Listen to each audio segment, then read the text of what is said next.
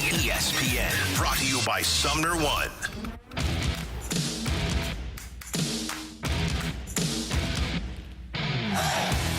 Good morning, everyone, and welcome to the opening drive on 101 ESPN in St. Louis, where it's 7 o'clock. Your time check brought to you by Clarkson Jewelers, an officially licensed Rolex jeweler. This is a second alert day here at 101 ESPN. All the first alerts given to you by the TV station. So we're at 7 o'clock. Our alert is second, but we all had to drive in the slush to get here to 101 ESPN. Brooke Grimsley is here. Danny Mack is here. I'm Randy Carricker. How you doing? Did you get here okay? I did. The roads were a little bit rougher than I expected, but luckily I had my Jeep, so I was doing just fine. Did see some cars pulled over, but I felt like it was pretty decent.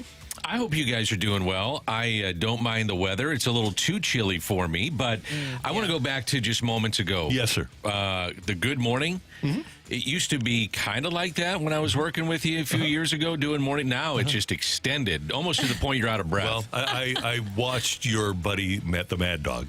Oh, yeah. Okay. Mad Dog Russo. Yeah, And that's you are just like him. Hey, give me some on that. So, yeah, well, Anthony Becht, the head coach of the Battlehawks, is going to be in studio at the bottom of the hour. I'm going to give him a Mad Dog. I like it, though. I do, too. Hey, thank you. No problem. That, I like it. I want to get people going. You know, You got me fired up. I want people to have great days.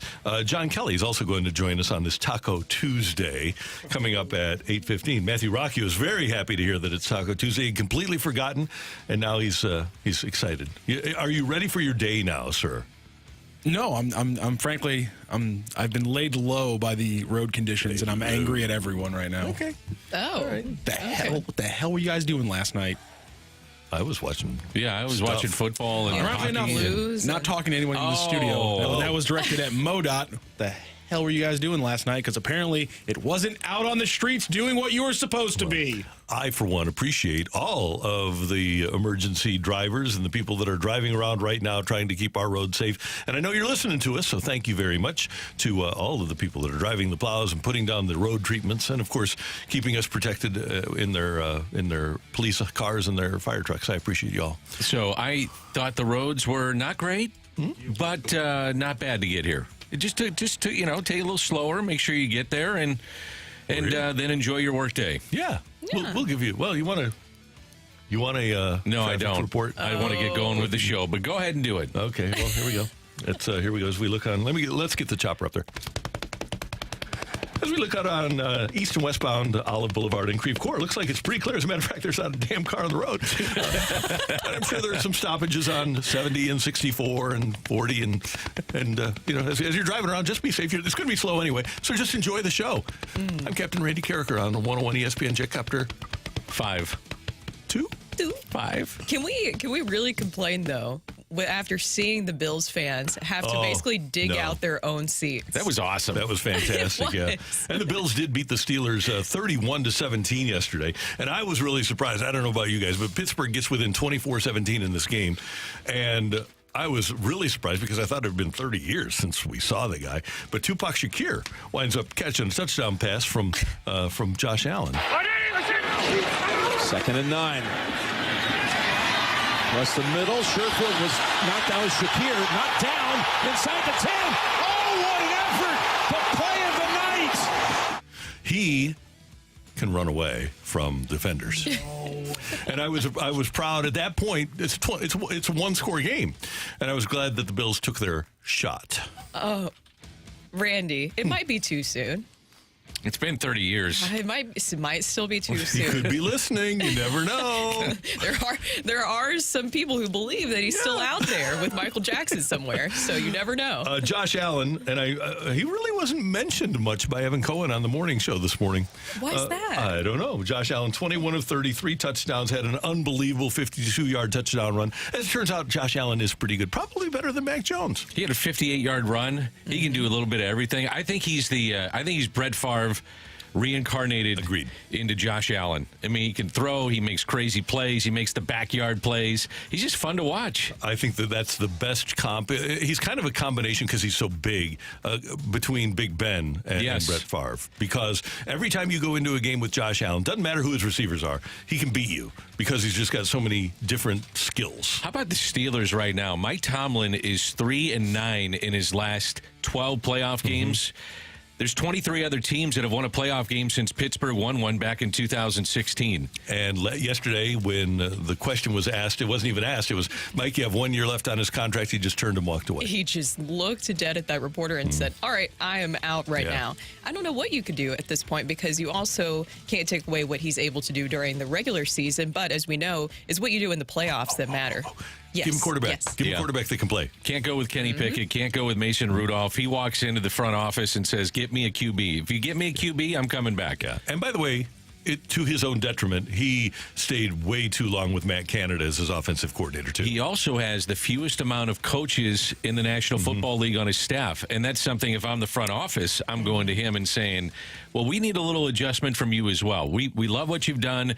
We have the Steeler way, which may be going away. We don't want that to be the case, but you're going to have to expand your coaching staff, too. And they might need to expand their budget for a coaching staff. Exactly. Because that's the ultimate family-run operation by the Rooneys. Yeah, I think it would be a panic move by the Steelers if they got rid of him. It's very interesting to see that has, for whatever reason, that conversation has heated up. I think it would be a panic move by them to do that. I think you guys are right that you just have to get him more of the right pieces in order to have a longer run. Yeah, they don't. The Rooney family doesn't panic. The other game last night, the Eagles completed what we have determined greatest collapse in the history of the National Football League. 10-1 to 11-6 and out of the playoffs after the first round. How do you reconcile with where they started to where we saw them end up? Because this wasn't just a one-game collapse. This was a collapse that we were seeing towards the end there. Is it as simple as that they lost their offensive coordinator and defensive coordinator from last season?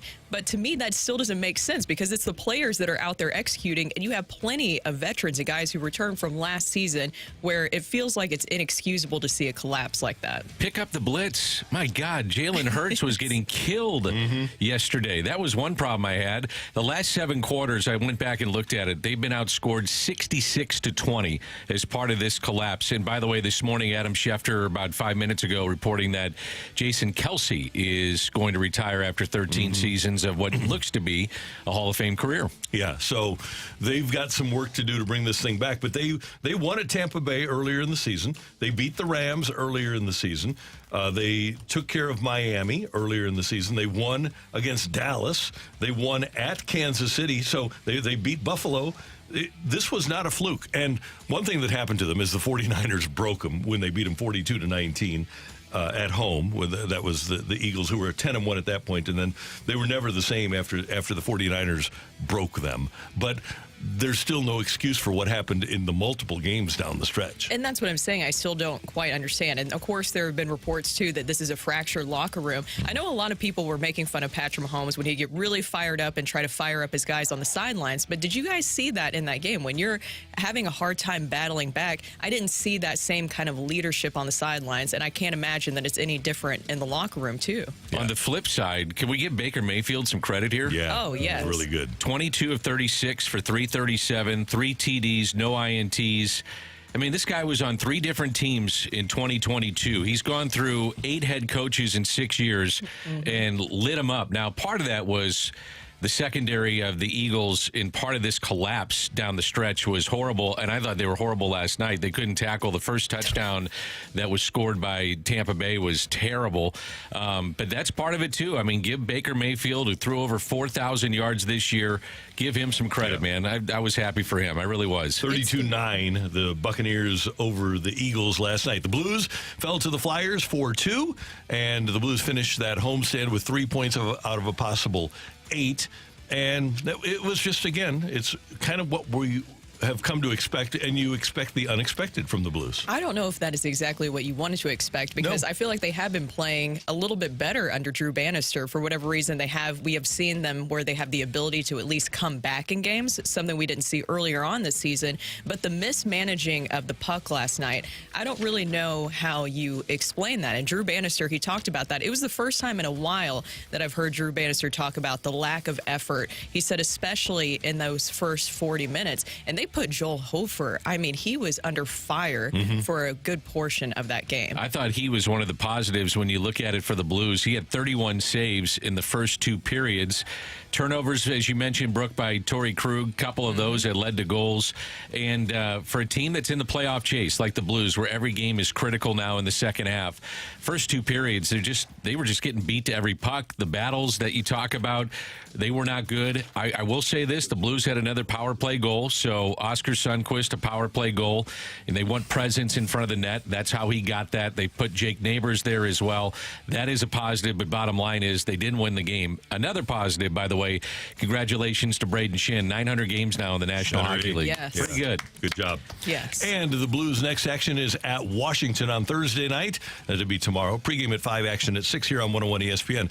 Numerous Cardinal personnel met with the media yesterday at the Cardinal winter warm-up.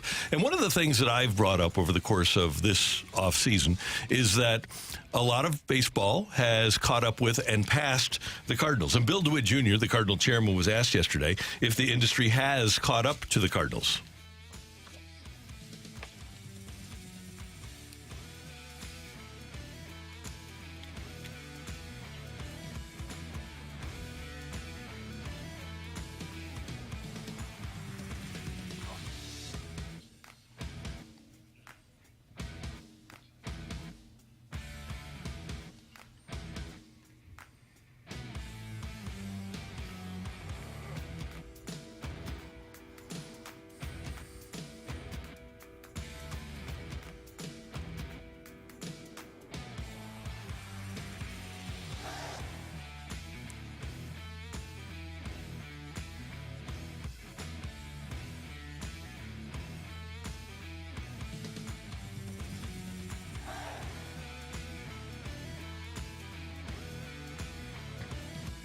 That is Bill DeWitt Jr., the Cardinal chairman. And what I look at is, number one, the Cardinals' inability to succeed at a high level in the international market, and they just announced more international signings yesterday. The Cardinals in the international market have only had one player that has played a full season for them out of the international market. Obviously, Alcantara has, and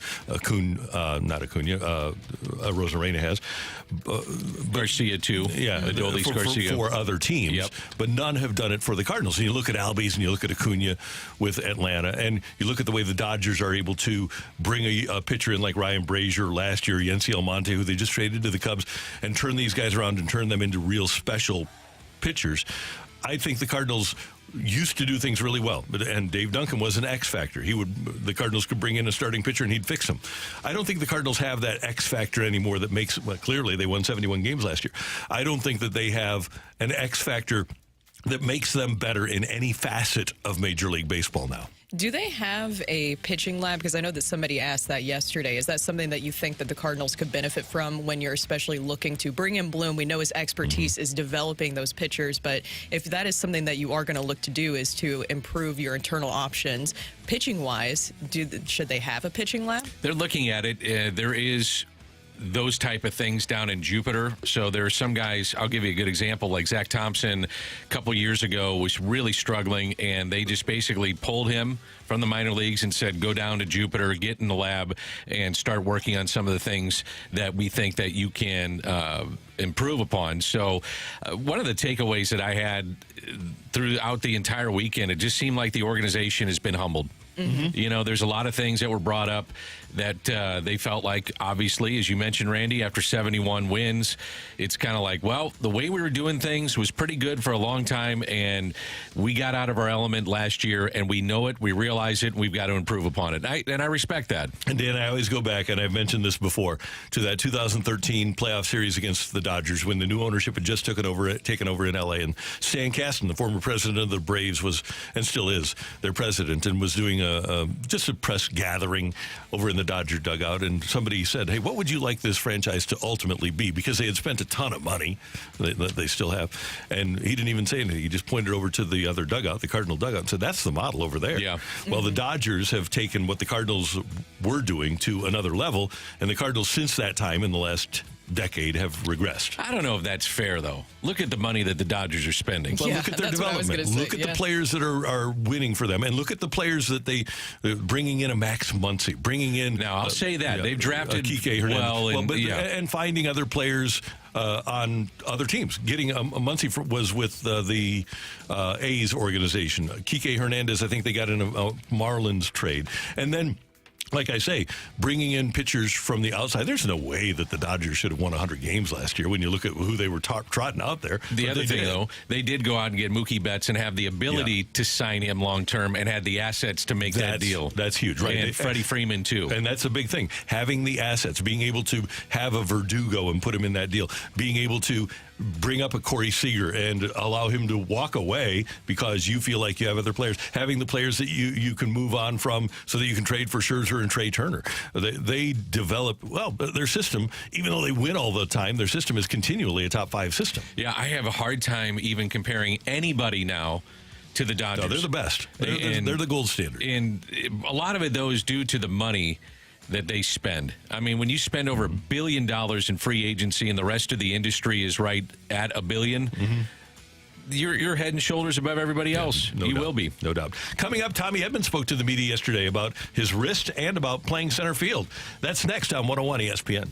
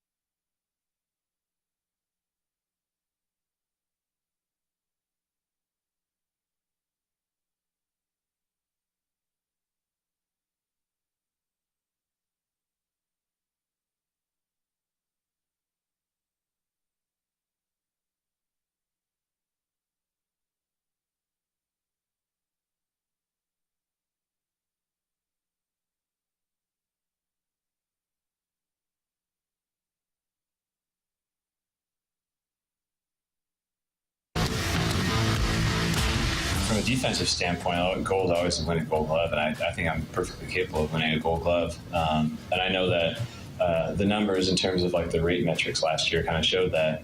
So hopefully I can just pick up where I left off last year, and it'll be nice too to have a little bit more time to work on some of the nuances of playing center field that I didn't really get to work on too much last year. So hopefully I can be even more improved from there.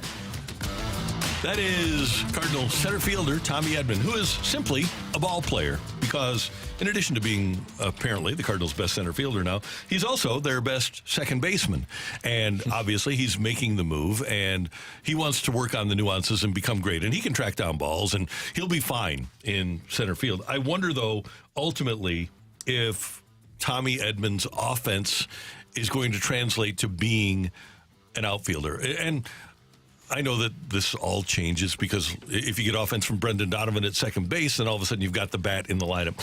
But Tommy Edman, to me, he best serves the ball club, and he is better served if he is an infielder and plays Gold Glove quality defense there, and they have Gold Glove quality in center field, which, by the way, at one point in his career, Dylan Carlson provided. Now, that's not going to happen. Tommy Edman is the Cardinal center fielder going into spring training, and he will be going into the season, but he also last year had a 705 OPS, and that is just...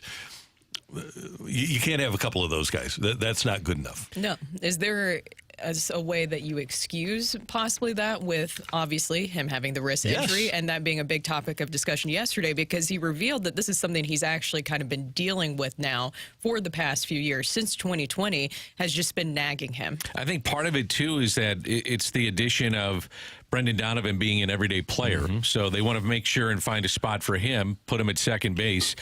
Edman hit 185 last year as a center fielder. Now, I do think that defense can carry over a little bit to your offense. The demands of playing that position can take its toll.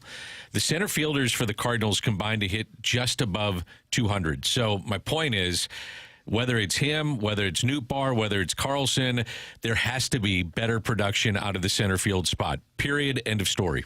And it was interesting the other night, Victor Scott II said that one of his goals for 2024 is to make his major league debut this year. So at some point you're going to see Victor Scott II, and maybe it'll be this year. Meanwhile, Brooke, you mentioned the surgery that Tommy Edman underwent during this offseason. Why the decision to have it? I first kind of noticed it the offseason before 2022.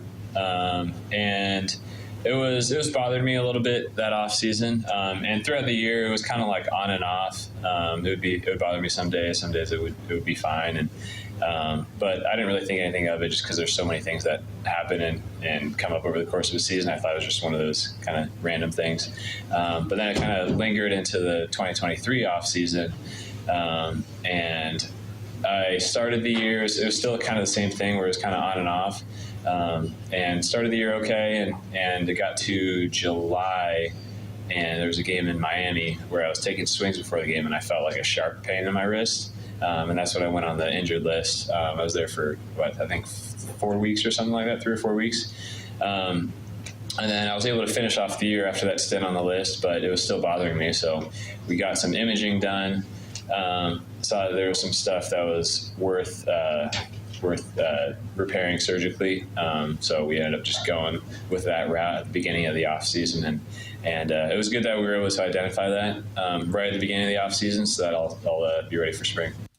So he hasn't been cleared yet for bat-to-ball contact, and he is saying, though, that he expects to be fully ready by opening day. But does it give you any cause for concern when you hear that, when there's not an exact timeline of how this could play out? I would say my cause for concern more so would be, I think he's going to be fine coming back from the wrist injury. And maybe I'm naive in that, but my concern would be is being able to play and contribute for 162 games in this summer and playing in center field. That is not an easy position to play. And so is he conditioned to do that? And last year playing out of position, I think it probably took its toll on his body. I think it probably took a toll on his mental aspect of just trying a new position, making sure that he's up to speed with that, playing at a high level. That to me is more of a concern than his wrist cleanup surgery. Because by the time that opening day rolls around, Randy, he should be fine, I would assume, and be able to play every day. Yeah, and I'm just trying to think of how you set this lineup up because we don't know what Mason Wynn is going to be. I believe Mason Wynn eventually is going to be a really good offensive player. But Donovan is going to be your leadoff hitter, right? Do you hit Newt Barr second, back-to-back lefty hitters? I think I would put Newt Barr at the top. Okay, so if Newt's at the top, do you hit Donovan second? Either way, do you have I'd stagger back-to-back? them. Yeah. I'd stagger my lefties. I would like that. But here's the thing. I don't know who you put in there because I don't think you put Edman at the top of the lineup. And that's why you have to hope that Mason Wynn is a really effective offensive player, because then after that, Goldschmidt, third, Gorman, fourth, Arenado, fifth, Contreras, sixth, Walker, seventh. You're really good in the middle of the lineup. But then you get to 8, 9, and it's Wynn and Edman. Maybe that's why you bring Newt down. I got to have Newt up in the lineup.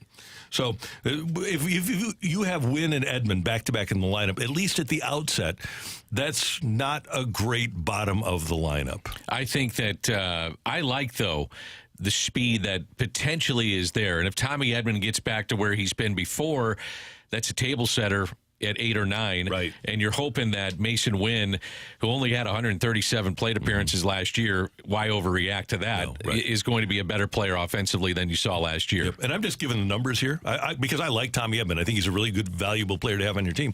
But he also has a .319 career on-base percentage. Yeah, that's of concern. Yeah, no question about it. Here's the other thing. I would love to see this team get more aggressive stealing bases. Now, I think part of the problem that they had last year is that they were trailing in so many games that you're sitting there saying, we have to play a different style of baseball, which is wait around for a home run to try to get bigger, bang for your buck as opposed to just stealing bases. But that bottom of the lineup, though, could generate some offense with their legs, and I'd like to see that, too. I desperately want to see that. What we talked about, that's why the Reds were so successful last season. Part of the reason why they were so successful is because they were able to do that last season. And so you know that the Cardinals players have plenty of guys who have the ability to do that. Why not capitalize on that, especially with the rule changes? We talked about it yesterday. That's how the Reds became a playoff contender, right? They were flying all over the place. Yeah. And the Cardinals have that. Didn't they lead the league in stolen bases? By a wide margin. Yeah. So take advantage of that athleticism. If Edman gets on, when Mason Wynn gets on, Jordan Walker is 6'6", 260, but he can run. And I was talking to somebody the other night. Wouldn't it be great if we didn't have that ridiculous Chase Utley rule anymore? Wouldn't it be great to see a guy like Jordan Walker take out a second baseman? Just go a little Hal McRae. Oh, doctor. Little Hal McRae on him. Yeah. Oh, God. Yeah, Matt Holliday on Scudero. Yeah, that's true. Yeah, Scudero found himself in the left fielder's lap after Holliday knocked him out in a playoff game. And Holliday was a villain, and that's how the game used to be played. Yeah. That's how it should be played. Yep. And Jordan Walker wouldn't do that intentionally, but he's 6'6" and 260. But my point is, he's a defensive end, by the way. Yep. Yeah, Walker. Or a tight end. There's another one, athletic tight end. Man. But Newt can definitely steal a base, right? So if you have Newt, Edman, Walker, Wynn, Donovan can steal a base here or there, probably not 100, but maybe 20. So you've got people that are capable of manufacturing runs on this team. And I hope the Cardinals take advantage, like you said, Brooke, of the rules that are there for them now. Well, and don't forget about Goldie, too. I mean, Goldie is pretty good at stealing bases. He never gets thrown out. Who's he been thrown out one time as a Cardinal, maybe? Or I think so, yeah. He's going to be 36. Arenado's going to be 33. I think that's the key to the season. Can these guys get back to where they were before? And we can talk about the iterations of the lineup all you want. The bottom line is those two have to be Arenado and Goldie. And if they're not, then Walker's got to be really good. Donovan has to take another step. Tommy Edman's got to be healthy. Newt Barr's got to be healthy. Newt Barr has not played a lot of games the last 2 years. There's a ton of fanfare around him. I get it. Likeable guy, glib, fun, but he's got to stay on the field. Yeah. He's got to stay on the field. Absolutely. Coming up, Ollie Marmol appears to be evolving as a manager. He said some notable things yesterday. We'll hear from the Cardinals skipper next on 101 ESPN.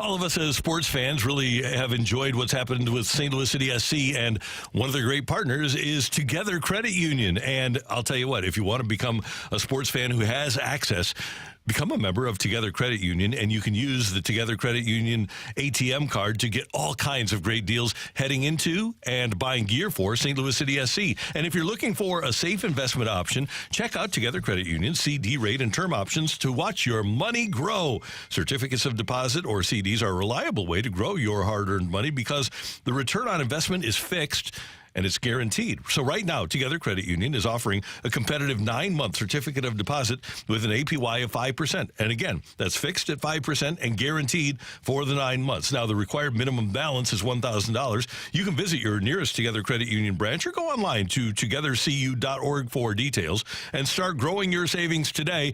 It's a great St. Louis institution, and you should become a member of Together Credit Union.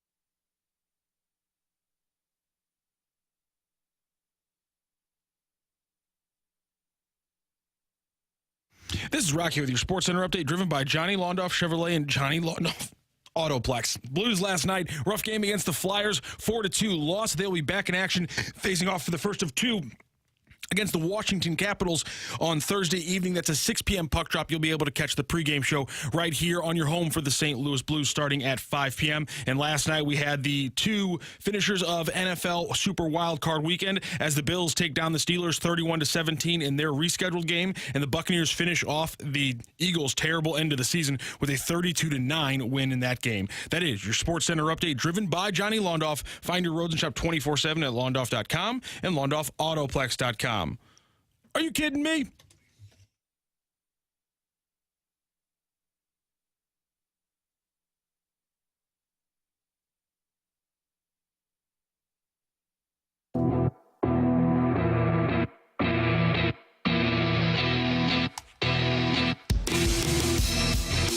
Marmol met with the media yesterday, and one of the things that was asked of him was his new coaching staff. Obviously, additions made to the coaching staff, led by Daniel Descalso as the new bench coach for the Redbirds. And one of the things that I thought last year, and it wasn't necessarily Ollie's fault, but Matt Holliday at this time of year determined that he was not going to be the Cardinals bench coach, so they brought in Joe McEwing. Joe McEwing and Ollie Marmol had never met before, and it just didn't seem like a really cohesive staff. And you wondered, okay, if Ollie Marmol, something would have happened to him, who would have taken over? You had Stubby Clapp, you had Pop Warner, but you really didn't have somebody where you say, okay, that's the guy to take over. Well, one of the things that Ollie has now is a group of coaches where he feels like there's people around him that are capable of doing what he does. No, that's fine. It's a high-stake environment. If you're insecure, then the seat's not for you. It's just as simple as that. You want the best people around you at all times, and that means you're hiring people that can also one day do your job. I think that's the best way to do it. So this isn't a matter of kind of skating around, man, maybe one day. That doesn't matter to me. It really doesn't. I want the best people in that clubhouse, in that dugout, on our staff, and I'll continue to do that. Danny, remember when Dick Vermeil came to St. Louis and he had 5 former NFL head coaches on his staff? And I've always thought, in any endeavor, whatever business you're in, you want to be surrounded by people that are capable of replacing you, because one of two things is going to happen. You're either going to suck and you're going to be replaced by somebody good, or more likely, those people are going to make you great. I respect the fact that they have done this with Yachty and bringing him around, I think that's important. I think from the front office perspective of having Chaim Bloom come aboard and not look over your shoulder and just say, we need to be surrounded by the best guys that help us become the best organization that we can. I've been with Ollie a couple of times in this offseason, and one time when we were together, he was texting back and forth with Yachty trying to convince him to be a part of the everyday Major League staff, which he won't be. He's going to be in and out of town and probably make some road trips and help out Contreras a ton in spring training. But I gave him a lot of credit because the viewpoint of the general public would be, well, Yachty's the next guy, and we all want him, and you get off to a bad start, and all of a sudden he's fired. And I'm not saying that couldn't happen. It might, but at least Ollie's saying, you know what, I want to be around people that make us better. And I give him credit for that. I really do. You really do. You have to give the Cardinals credit. I know that a lot of people don't want to hear that because we got some texts in yesterday, Dan, where people are saying, oh, that's you guys sympathizing with the Cardinals after everything they did last season. Well, what would you want them to do? You don't want them to repeat the past. You want them to make changes, and they have made changes going into the season. Of course, we all have to we have to wait and see because you have to wait to see it in action. But the fact that you mentioned Yadier Molina, having him back in your organization is huge in any capacity. Bringing in Daniel Descalso, listening to what he had to say yesterday, it's going to be very exciting to see what he can add to that dugout. And he has that relationship with Ollie Marmol, but it was mentioned that he's not afraid to challenge Ollie. You don't want a bunch of yes men around you. Yeah, you got to have people sit there and say, no, man, you can't do this. Or if you're thinking that, let me just tell you, you need to be thinking about option B. You've got to be challenged by the guy sitting next to you and have enough respect and comfort level with that person to want to be challenged, to want to have a discerning voice and saying, no, you need to be doing this. That's very important. Especially when you're talking about manipulating and utilizing a bullpen, because one of the wonders of people like Herzog and LaRussa over the years was their ability to look 2 innings down the road. And sometimes the reason the great managers are great is because they do that. But sometimes it's great to have that voice in your ear that's saying, okay, reminders. Yep. Yeah. Don't forget that in 2 innings, the seventh hitter coming up is going to be Shohei Ohtani. That's right. That's right. And so let's just keep that in mind as we manipulate use of our left-handed relief pitchers. Yeah. And one of the things too is that you can use the analytics sheet that's given to them, and a lot of that is dictated from the front office to say, okay, here it is, just a reminder, you have Ohtani coming up, this is the best way to approach him, and your bench coach is there to remind you. That's why he's there. He's there to manage along with you. Right. Ultimately, it falls on Ollie's shoulders, whether it works or not. But that guy is there to help you get along in a game. And as Randy said, to kind of think 2 steps forward. Because, a manager, he's trying to think the 2 innings before, but the game gets going quickly and you miss stuff. And that's why that bench coach is there. Now, 2 years ago, the Cardinals were 5th in Major League Baseball in defensive runs saved. Last year, they fell to 20th.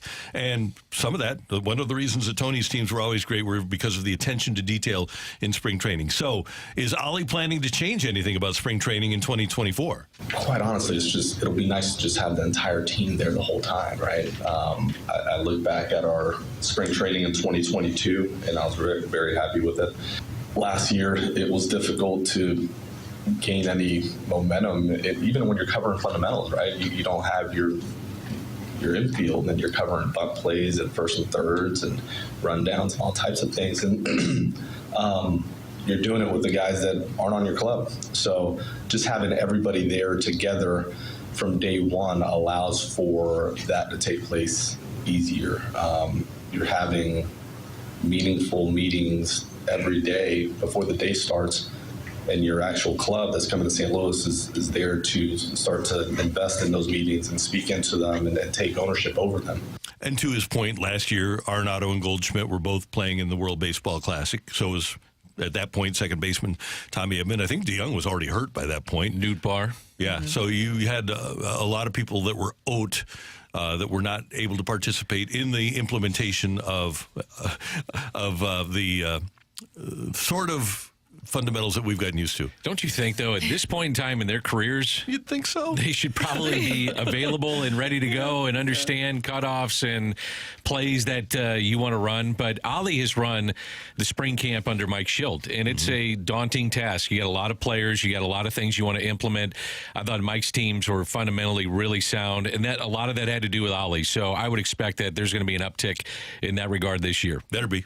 That's what you want to see, right? Because you can't, once again, repeat what happened last year. And just going back to the additions, we talked about this a little bit yesterday, but on the pitching side, I also thought it was encouraging to see that Mozeliak had that conversation with Sonny Gray about what they could do to improve even pitching within the entire organization. I don't think it's a coincidence that you see Dean Kiefer, he was promoted up in the staff. He's joining as the assistant pitching coach, so he'll be working along with Dusty Blake. And then you also have Daniel D.C. McLee, I believe is how you pronounce his last name. He was added as their coordinator of technology and systems. So I think that it's encouraging, and I know a lot of people don't hear. We already have some texts coming in. Someone for the 512 saying, y'all are sympathizers. How can you not get an upset stomach listening to Ollie talk?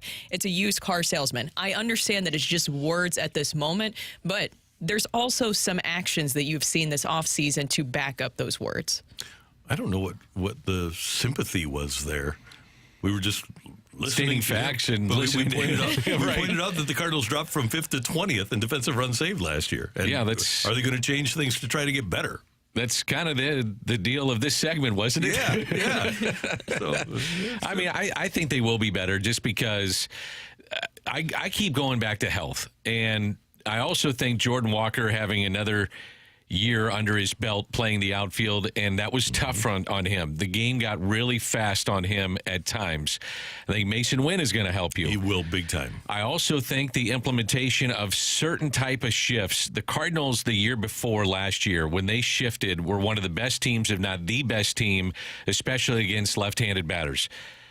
If they shifted as much as you can shift now in today's game, they had success. So I would anticipate that they were going to do more of that maybe this year because it was beneficial to them 2 years ago. Yeah, they have to get back to what has worked for them before. And there was a lot of different things that happened. Nobody's excusing what exactly all took place last season, but you do have to move forward and you have to make those changes. And that's what we're in that wait and see moment. So you have to believe with some of the actions they've added to it this offseason. Yeah, I'm looking forward to it. Randy, is the coach going to be here? What do we got? They're stuck by the zoo at the moment. Okay. Our friends from the Battlehawks. A lot of traffic on 64, so we'll if we don't get Coach, we'll have Coach at some point. Coming up next, though, get your text into the Air Comfort Service text line, 314-399-9646, 314-399. Yo-ho! 314-399-9646, 314-399. Yo-ho! Dan? No. Dan, just a little? Yo. Oh, hey, it's a step in the right direction. It's a step in the right direction. Tioli next on 101 ESPN. Yo.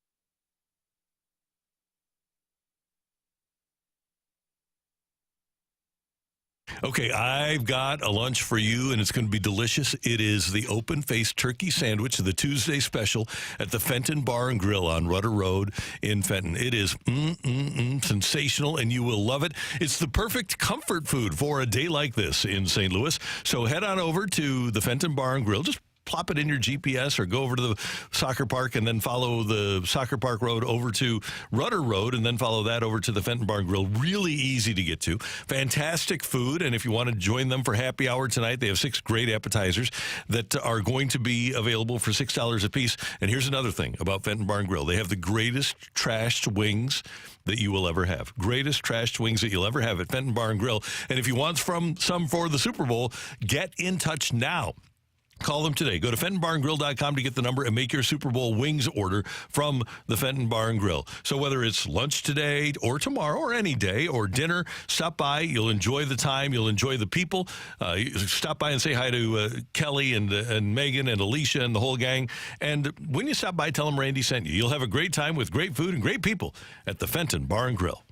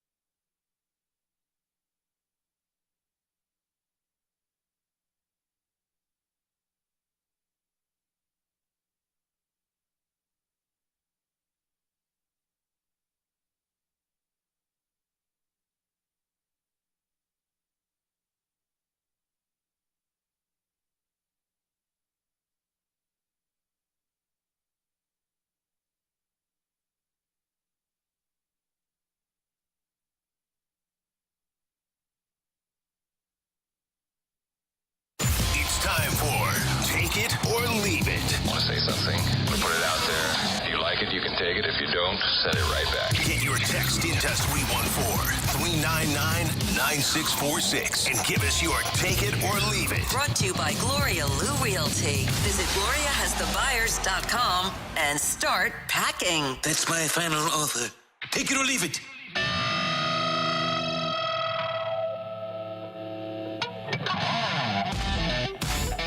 Good to have you with us on the opening drive on 101 ESPN. Time for Take It or Leave It. Brooke is here. Dan is here. Matthew is here. And guys, we get a text here that MLB Network has Sonny Gray as a top 10 pitcher in Major League Baseball. Take it or leave it. There has been a point in your baseball watching life where you have thought Sonny Gray would be a great number 1 starter for a playoff team. I'll take that. You have. I did after watching him last year. But the Twins didn't. I understand that, but I did. After watching the Cardinals, I thought he'd be a good number 1 and maybe could help you in postseason play. Yeah. I know you don't feel that way. I don't. I think he's a nice pitcher, but I never thought of him in the realm of a Chris Carpenter or a Roger Clemens or a Justin Verlander or a Max Scherzer. I never put him in that class before. I just don't think there's a ton of these guys falling off trees anymore. No, but that doesn't make him great. Just because they aren't, just because they're rare, doesn't mean that he might be the next best. Right? I understand what you're saying. Yeah. I do. Yeah, I get it. Is it my turn? It is. Oh, take it or leave it. Okay. Did you leave that or take it? Brooke? I think that I'm going to have to. Bandy guy. I know.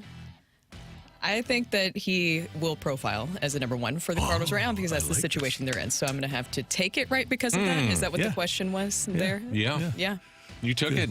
You're running with it. I'm running with it. I like it. I'm really excited if they get into the playoffs of that Sonny Gray Spencer Strider matchup. I think it's going to be Randy. Well, that's what we're talking about. This date in baseball history, 1952, U.S. Standard Board clears Stan the Man to get a salary of $85,000. Okay, take it or leave it. Stan in his prime, if he hit free agency, would be the first position player to get 10 years and $500 million. Take it. So that's $50 million a year. He'd be the first position player to get $50 million a year. I'm going to have to take it, too. Stan in his prime, too. Mm-hmm. That would be I think so if you look at his numbers, even with advanced metrics, and you can go back and look at that now, they're unbelievable in his prime. Basically Juan Soto. Times 2.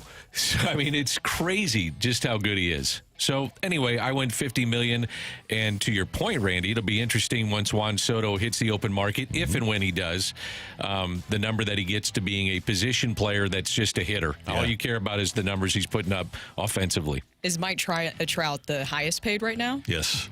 And then you have Ohtani as a pitcher position player. Yes. Right. Yeah. Wow. Yeah, that would be very interesting to see. We could put Ohtani this year as a $70 million year, right? He's not pitching, that's for sure. So take it. It is true. Yeah. Take it or leave it, guys. Bill Belichick interviewing with the Falcons yesterday. Take it or leave it, he will be the next head coach of the Falcons. I think it makes actually quite a bit of sense outside of who is their quarterback, because you know that they saw Desmond Ridder last season and Taylor Heineke. Battlehawk, great. But outside of that, there's several highly talented skill position players for him to work with. Yeah, I'll take that. They are the first team in the history of the league to use consecutive top 10 picks on a tight end, Kyle Pitts, wide receiver, Drake London, and running back, Bijan Robinson. But they don't have the quarterback. But Bill has always loved Jimmy G, who's going to be out there as a free agent, and maybe you draft the quarterback this year and then have the placeholder like Jimmy G, who it was only, 4 years ago that he was playing in the Super Bowl. Yeah, you might want to give that a shot. Okay, I have a crazy theory. I've got Justin Fields going to Cleveland giving up Deshaun Watson to go to Atlanta. And they're going to take on 3 years and $138 million with that contract. But they get their QB. That's really interesting. I like this a lot. I like that crazy theory. And obviously the Bears then would draft Caleb Williams, number 1 overall. Do you think when Bill Belichick was interviewed for the Atlanta Falcons job and there was an HR person there and they said, okay, Bill, you're here for the head coaching position. At some point in the future, he was probably asked, but by this, person from HR, what are your career goals? Do you have life goals? What would you like to get out of this job? Where do you see yourself in 5 years? Where do you see yourself in 5 years? Oh, my gosh. What are your aspirations, Bill? All right. The text line is open. Matthew, what do we got? Take it or leave it. You would take a complete repeat of 2023 in St. Louis sports, plus a $5 fee at the zoo for a year if it guaranteed you a championship in 2025. Oh, I'm going to take that. Ooh, if it guaranteed you a championship. A year of pain, and I guess some really good soccer, but then heartbreak for City, but overall pain. What championship do I get? That was not specified. That's a dealer choice. It could be a Battlehawks championship, which is still great. But I think that we're wanting maybe Cardinals, Blues again, even City SC. Yes. Yeah. Not trying to take it away. How about Mizzou going to a Final Four? That would be enough for me. 2023 was tough. Don't get me wrong. When the Blues did not make the playoffs and the Cardinals were awful, but you still had City going to the playoffs. You still had Mizzou with a good obviously a great football year, pretty good basketball year. The Fighting Illini were very good in basketball. So not all was lost, guys. Not all was lost. Sunshine, lollipops. Yes, it was. Sunshine and lollipops. That's what you get here. Nope. We got it somewhere along the line. We'll hear it. There we go. No, don't do it. Oh, it's coming. Get that machine away from him. No. Wonderful is what I'm feeling. We're together. All right. Yeah. There we go. Penny. Take it or leave it. Stroud signs a $50 million deal on his next contract. $50 million per year, CJ Stroud. Ooh, yeah, I'll take that. Oh, I take it. And here's the question. You guys who know better than I love the NFL. Sorry, Randy. I love the product. I don't like the business side of it. Product is good. Would you, after this year, just tear up the rookie deal and say, let's go long-term right now? You could, yeah. I don't know. I don't know if that's legal. I don't know if you're allowed to do that. But if you could, yes. If you could, I think it's a good way to start. I've been so impressed with CJ Stroud all season long with what he's been able to do and how he's able to elevate the guys around him. I think it was like a changing of the guard over the weekend.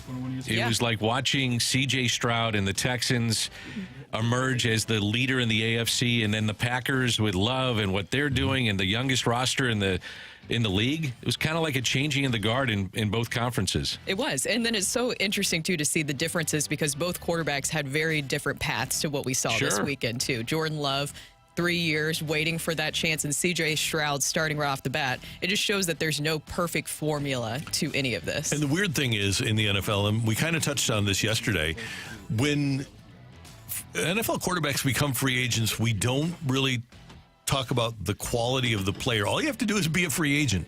And if you're a free agent, if you're Daniel Jones, you're going to sign and become the highest paid guy. If you're Kyler Murray, you're going to sign and become the highest paid guy. It's amazing to me that the league, there are no $30 million quarterbacks running around. You're either making minimum, you're making your rookie contract, or you're making $40 million. I've got the road to QB heaven.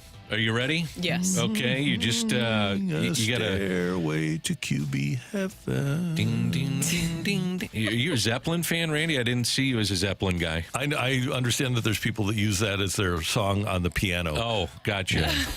So the roadmap is this: you have a QB that wins a Super Bowl. Okay.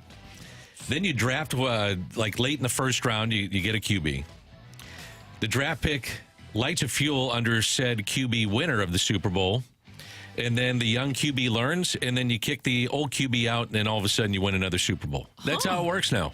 That seems like that's the a roadmap. formula. Everybody wants the draft choice contract, the rookie contract. Yes. That's how you build a winner. That's exactly right. Ask the Miami Dolphins and the decision that they have to make with Tua with one more year on his deal. That makes sense. A perfect example. Tua might be a $25, $30 million quarterback, but because he's coming up on a deal, they got to pay him 40. It's amazing how that works. Or 45 or whatever it is. He's got to become the highest paid guy. Well, you have to think, too, in the NFL, doesn't everybody want the Packers playbook on how they evaluate talent? Because that's another key component here, right? Is that, yes, you could have a guy back up for 3 years like Jordan Love with Aaron Rodgers, but there's nothing that guarantees that success. It still comes down to evaluating that talent in the first place. I think you have to have a little luck.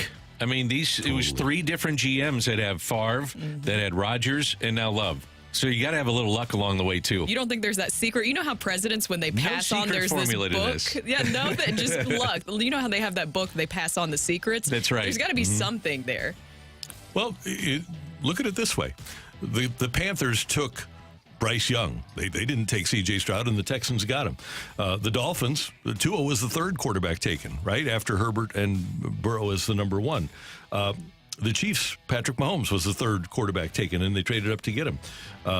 Stafford was the number one that the Rams traded for, but the Lions were able to get a player that was the number one pick that the Rams had no use for. Exactly. And here he is, still going in the playoffs. Josh Allen was not the first quarterback taken. The Eagles, Tua was a second rounder. The Buccaneers, Cleveland and Carolina both gave up on Baker Mayfield. So you can find quarterbacks without having the first pick in the draft.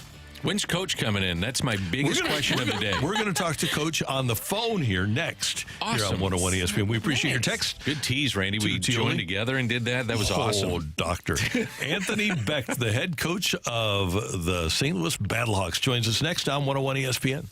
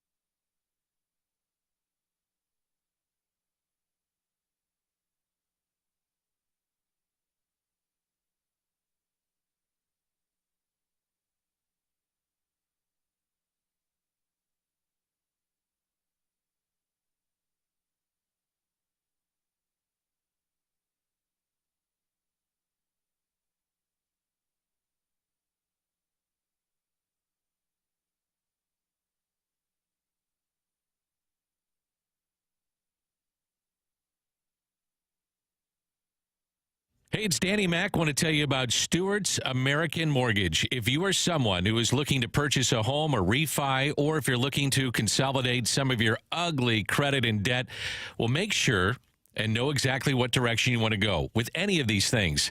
Let me make it easy for you. Call Stewie from Stewart's American Mortgage Corporation. He's going to help you every step of the way. I was with Stewie just the other day. He's helping me out. I appreciate him. He can help you out. If it is a new home that you're looking to purchase, he will get you to the closing table fast. Try 10 days. He will get you the best interest rate possible. He also has the bagel loan. You hear that all the time here on 101 ESPN. That can help you out too. What is the bagel loan, you may ask? Well, if you borrow $200,000 or more, there's no underwriting fees, no appraisal fees, no title fees, no lender fees, no closing costs with the bagel loan. Stewart is your guy. He makes it easy. Any questions on rates, the industry, the trends, give him a call. Call Stewart directly on his personal cell phone. Write down this number, 314-324-4440. 314-324-4440. Or you can Google the bagel loan.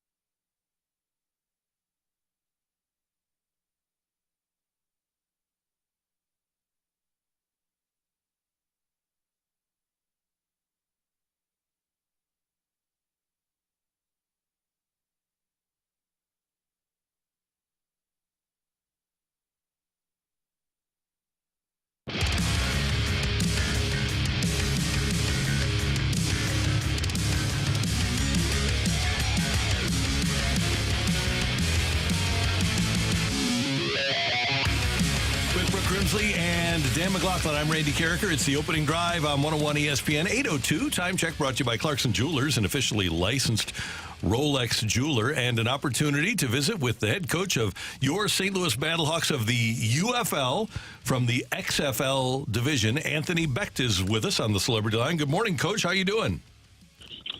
I'm well, Randy, Brooke, Dan. How you guys doing? I apologize. I've been kind of trekking around in St. Louis since 6 a.m. this morning, and we're on Highway 40, and we cannot get a break to get to the studio. So wanted to see you guys live, but hey, we'll do the phone. It's all good. Absolutely, and we'll get together for that. Okay, I got to ask you a question that doesn't have to do with the Battlehawks first. I want to ask if you were nervous during the AutoZone Liberty Bowl. You know what? I mean, listen, I had faith that they were going to be able to come back, and they made a nice push. Obviously, there was a lot of complimentary football in that game. Memphis did a great job, but really happy for my kid. Rocc had a great season, and he'll try to do his part. And again, things happen, but really proud of how his year went. Just really excited about his future, and it's been fun for me to kind of sit back and enjoy his season. Being that the UFL allows me to kind of do the spring side, it really is a nice piece to my career right now. And Iowa State freshman quarterback Rocc Becht is Anthony Becht's son. That's why I asked the question. 22 of 38 for 446, 3 touchdowns, no interceptions in that Liberty Bowl against Memphis. He looks great, Coach, and congratulations. I know how excited you must be. I appreciate that. Thank you. Well, Coach, of course, we have to ask you about your first reaction to finding out this merger with the USFL and XFL coming together, and then finding out that St. Louis was coming back. What was your reaction when you found out that news? Yeah, well, the merger was important, obviously, because, to really have sustainability and moving forward, you really need one league. It's hard to compete with other leagues, and really that unified interest really helps us and the plan for the league moving forward. As far as St. Louis is concerned, I wasn't worried. Listen, guys, we are the model, the landing strip for spring football. Everybody's trying to be like us. And, our city wasn't going anywhere. And it's a tribute to the fan base. It's a tribute to everybody just coming together and really kind of falling in love with this team. And on my end, just making sure, that we have a great product on the field. And I promise you that, year one was exciting and it was a lot of fun. But the goal this year is to win a championship. And I've been desperately reloading and getting a lot of talent and putting together the best team possible so that we can kind of push forward and have a really strong year two. So, Coach, we're in the middle of January. Tell us your steps into building that team and what you're doing right now. Yeah, so we've had several drafts. Obviously, recently we had a draft for all the top players that were available for the teams in the XFL that were no longer there. So we were able to get pretty much everybody we scouted and that we kind of rated. All those guys were able to fall into our lap. And we picked up a couple more yesterday on the back end where we finally came together as, two leagues and had a draft with all 8 teams. So, listen, I'm excited. Right now, paper-wise, we look really good, really exciting for us heading in to training camp here in a little over a month. And, look, we still have some holes to kind of fill. We do have some free agents that we're recruiting. That's the thing about after the draft. There's guys that didn't sign their practice futures contract with the NFL that are milling around maybe playing in our league. The great thing about it, guys, is all these players, a lot of them, at least the ones that we drafted and didn't get to draft, they want to play for the Battlehawks. And I think that's just a great sign of what we're doing here and really proud of that. But, again, we're just trying to get the very best and get them ready for the season. You mentioned the draft, and you guys got a very exciting player in wide receiver Ja'Cour Pearson. He was the top wide receiver in the XFL with Seattle. What is it going to be like having him as a part of the team? Well, Bruce Gradkowski's got no excuses in our coaches meeting not to have a successful game, right? So, listen, we have 4 of the top 6 receivers on our team next year. It's just incredible. And we had, Max Bordy obviously is a really nice pickup running back wise, and if he is there for camp and we have all those pieces, you're talking about a really explosive opportunity for our offense. Big really moves for us was defensively. We totally revamped our secondary. We love our players. A couple of them obviously are in the NFL. And the cornerback position, obviously, something we really wanted to bulk up. We did that, and we wanted to get bigger inside. Playing against DC, the defenders, that was kind of our nemesis. That running game is really something we were thinking about defensively and how we can, really counter that this year and really take that over. So, getting bigger up front and really upgrading our pass rush on the outside. I think we got probably, to me, 3 of the top pass rushers in the league. So we're talking about a completely revamped defense. All our linebackers we love, they're back and in play. So it's an exciting time right now. It's really exciting. We built something from the ground up last year, and now we got to kind of really deviate and change up what, some of the positives and negatives and really build something for better for year 2. Battlehawks head coach Anthony Becht with us on 101 ESPN. Anthony, have you communicated with A.J. McCarron and have been able to gauge his interest in coming back? Yeah, absolutely. Number one, first and foremost, we love our quarterback room. We think we have 3 starters that can win and win at a high level in our league. And right now we're working on all the future right now for all those guys and seeing how we want to do it. The one thing that I'll say is I'm really preaching this year is competition. I think, getting the team off the ground last year, having key pieces in place to get that off the ground and going was important. Now, for me, I really understand that the opportunity is there to help players really reach their goals, and that's every position. So whatever we'll do coming back, there'll be a lot of competition, and hopefully, like I said, we'll have a strong quarterback room this year. I'm excited about what we'll have there on the field. And again, it's a moving process till we get to training camp. But I feel really good about all the pieces, whether they're all back or we have some of those pieces back. Well, I'm sure another goal that you have and the Battlehawks as well is filling the dome once again. 100%, Brooke. Listen, last year we broke the 5 largest attendance records in spring league history throughout any spring league. And I really want to beat those 5 records and outdo ourselves again this year. I think there's a lot of fans out there that, maybe didn't get that opportunity to go out there. It's an affordable ticket. It's a great experience. And really, I preached last year, I really put a good product on there. And I think that's ultimately important. And it's a great opportunity to go and enjoy the game. It is a fun experience. It's a faster product. But really just making sure when you go there, you got something to cheer for. And I'm telling you, we have a lot of great players coming back. We added the new ones like we spoke about. And, again, tickets are on sale. They opened up the upper levels early on, and the schedule will be coming out here shortly, which will be exciting. But, kickoff will be March 30th for the entire league. And theufl.com is where you can get those tickets. So load it up. I can't wait to see the fans again. Truly is a great experience and a humbling experience for me to walk out of that tunnel and see the support that we have throughout the year. And again, this is going to be an exciting season. Mark it down that we are going to make a great push this year and really put our foot forward to push ourselves towards potentially winning a championship. Anthony Becht, one last thing before we let you go. How frustrated do you get sitting in traffic on a bad weather day? This is brutal. I'll be honest with you. I'm not used to this. When I played in New York, obviously that was tumultuous, and I knew what to expect. I did not believe, obviously, this would be as crazy as it is this morning. There is a lot of ice on the road, guys. Everybody that's listening, be careful out there. But other than that, it's great to be back in St. Louis. I love coming back, seeing you guys and seeing everybody else in the media. You guys do an excellent job just kind of raising us, boosting us up, and really appreciative of that. And I can't wait to get things started here in a couple months. Thanks, Anthony. Appreciate it. Have a great day. Okay, guys. Thanks for having me. See you later. Anthony Becht, head coach of the St. Louis Battlehawks. Tickets at theufl.com. Have you guys gone to Battlehawks games? Oh, yeah. Doctor, I wouldn't miss the Battlehawks. I have not seen a Battlehawks game in person. I've seen them on television. Looks like it's fun. It's great. It is. And it's a great atmosphere. It's a great vibe here. And I hope we get a chance to go. I hope when the schedule comes out that Memphis is a road game for St. Louis. I hope that St. Louis Battlehawks fans can take the short drive down to Memphis and maybe during the season go take in a Memphis Redbirds and a Battlehawks Memphis UFL game. Wouldn't and that then be fun? have some barbecue at Rendezvous. Yep, just walk up and down Beale Street. Ooh. It'd be great.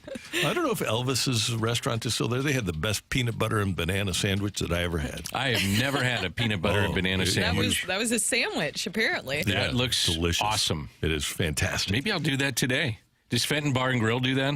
I don't know if we do. I know we could do it, but I don't know if we have it on the menu. Why don't you ask them, and I'll stop on by with you, and we'll have a nice lunch. I'll work on the that. open-faced turkey. That's the special today. That's the special today. You're paying attention. Coming up, we're going to talk to our friend John Kelly, TV voice of the Blues on Bally Sports. JK next on 101 ESPN.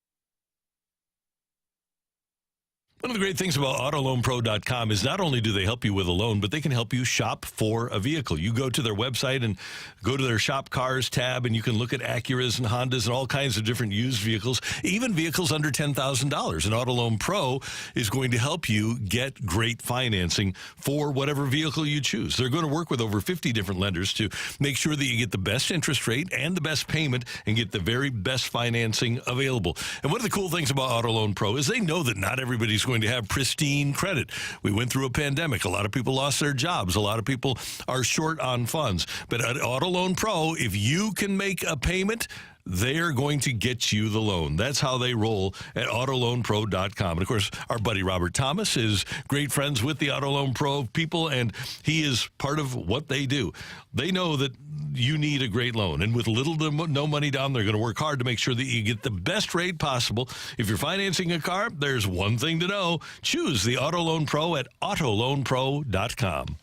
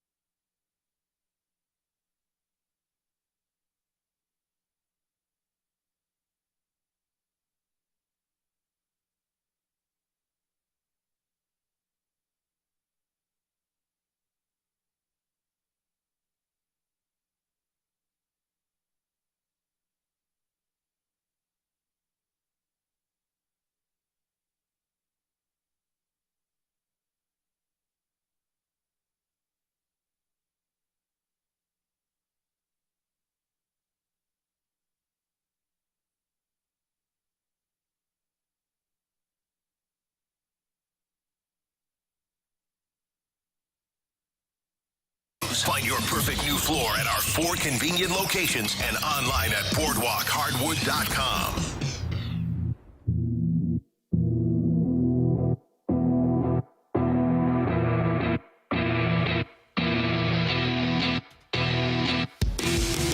Grimsley, Dan McLaughlin, Randy Carricker. It's the opening drive, 101 ESPN, your home of the Blues. Blues back in action when they take on the Washington Capitals in their next game in a couple of days on Thursday.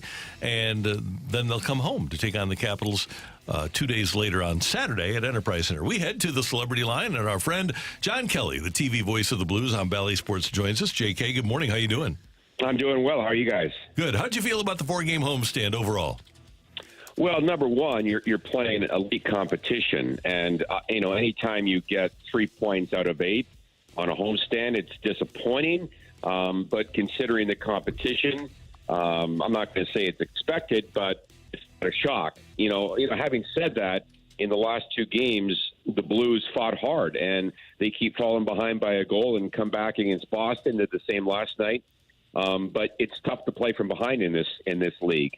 The other thing is the Blues are spending too much time in their own zone and giving up a lot of shots. They've now allowed at least 30 shots in 5 straight games. So they need to clean that up. And, as the coach said after the game, win more puck battles. And they're not getting enough offense and passing up a lot of shots. I don't know why. It's sort of strange. When a team's not scoring a lot of goals like the Blues are not right now, instead of shooting more, it seems like they're shooting less. I don't know if it's a confidence thing or what. But I think those 2 things to me are, competing harder in your own zone to break up plays and get out of the zone and shoot the puck more. The Blues pass up too many shots. But overall, obviously, it was a tough homestand. It wasn't a disaster, but obviously not what they really wanted. Yeah, in that loss to the Flyers last night, I thought it was really interesting. You mentioned Drew Bannister and what he was saying. He really talked about the lack of effort and effort being an issue in those first 40 minutes. And we also saw a lot of those mistakes happening. The mismanaging of the puck is something he also emphasized as well. What do you think about some of the veteran guys making some of those mistakes? Yeah, it's not just one line or one player or whatever, Brooke. It's as a group, they didn't have the puck enough in the first couple of periods. And the Flyers are a team that, has missed the playoffs the last 3 years, but much improved this year under John Tortorella. and they're a fast team.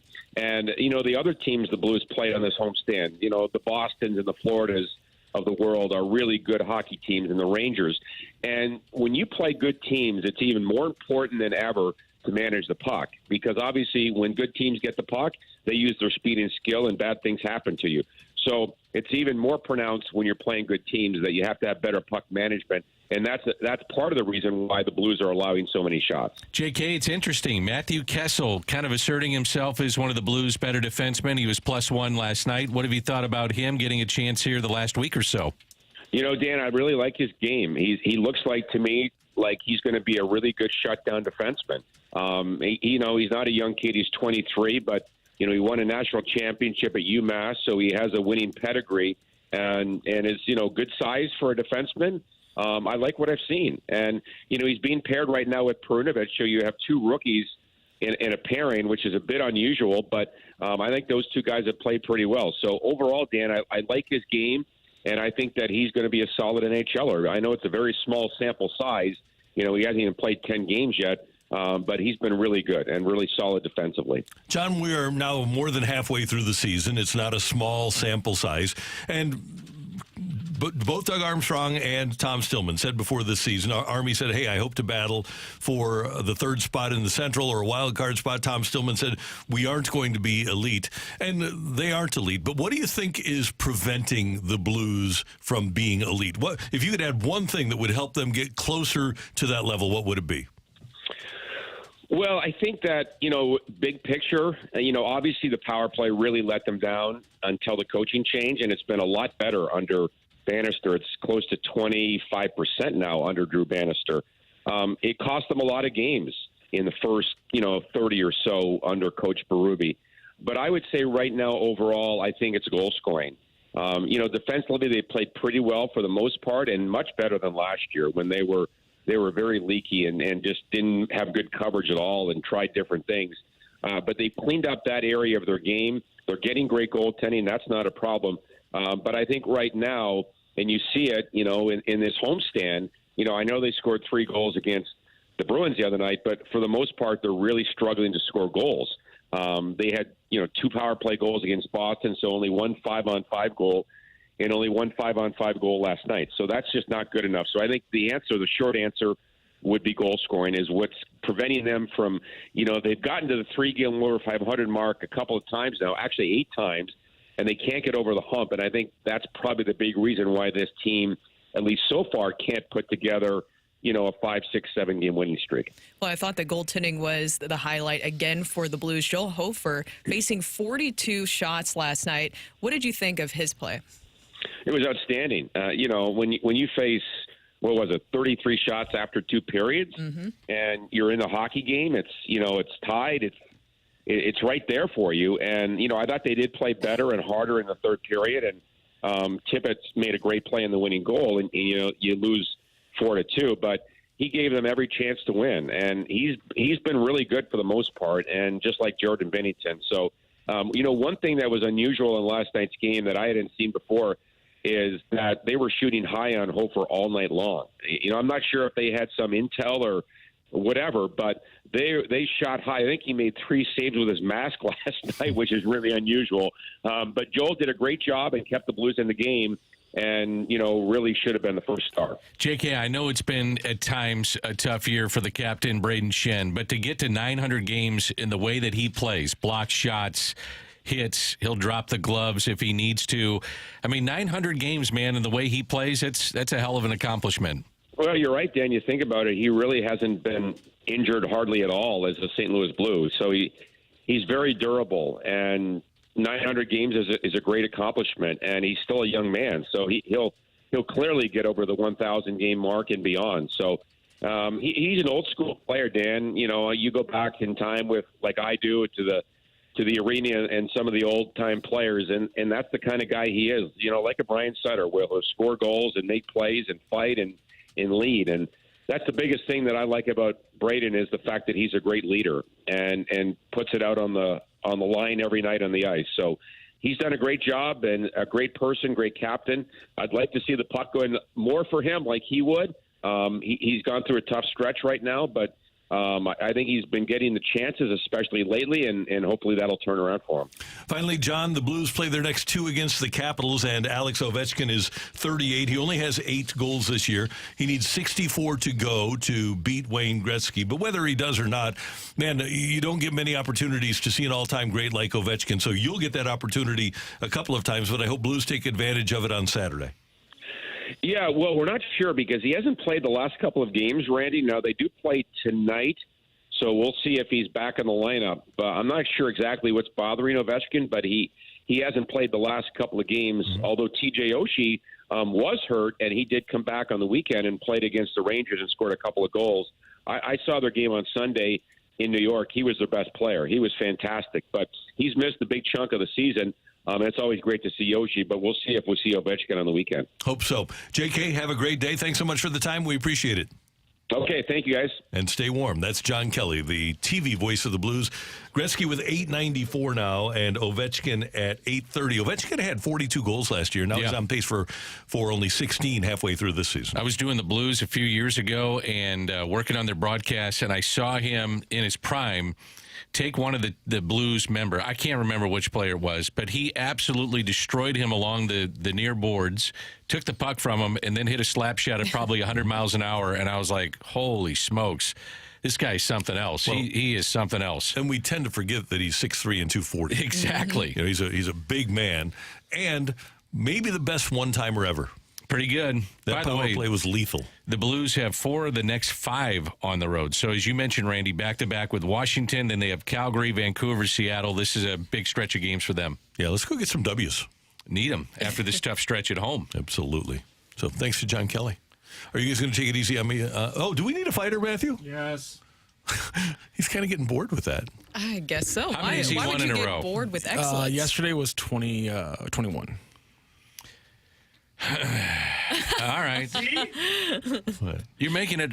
You're going to upset the listeners by winning all the time, Randy. Okay. Do you need me to throw one They're here? used to it. I'm telling you, do not throw it. Saw the questions for this one, and whoever's playing you better be ready because I know you're going to get the vast majority of them, Randy. Okay. Well, no, I can't say that. It's true. He's going to. This is child's play for Randy right now. No, it's not. It's hard. It really is.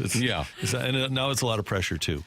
All right, 314-399-9646. 314-399. That is the text in, and just go to break. Your name and the word fight next on 101 ESPN.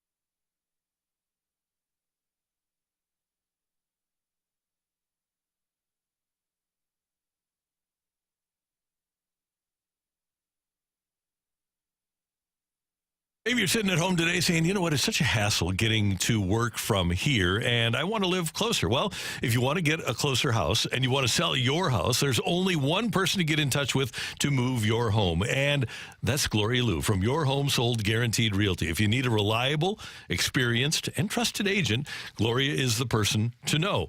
You can give her a call at 314-325-6888 or go to gloriahasthebuyers.com, and here's what's going to happen. Gloria already has buyers, so she's ready to sell your your home. She's able to guarantee the sale of that home in writing because Gloria already has put together a database of buyers over 20 years of working in this industry. She's incredible, and Gloria will net you the most money and create the highest demand because she has the buyers, many times with multiple offers, and that means more money in your pocket. So here's what you need to do. Call Gloria Lou because she's not your average agent. She's St. Louis' local real estate authority with 20 years of experience, hundreds of homes sold in just the last 12 months, and the only agent that I'd recommend and trust to sell my home. Gloria Lou, 314-325-6888, or on the web at gloriahasthebuyers.com.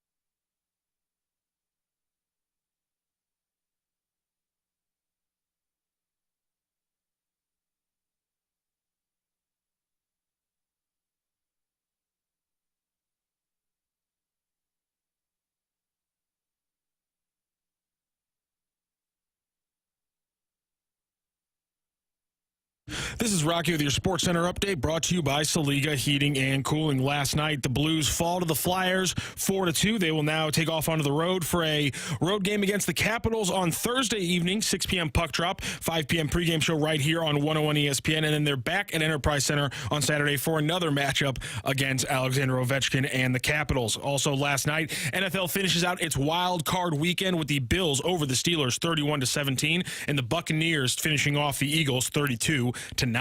That is your Sports Center update brought to you by Saliga Heating and Cooling, an independent American Standard heating and air conditioning dealer.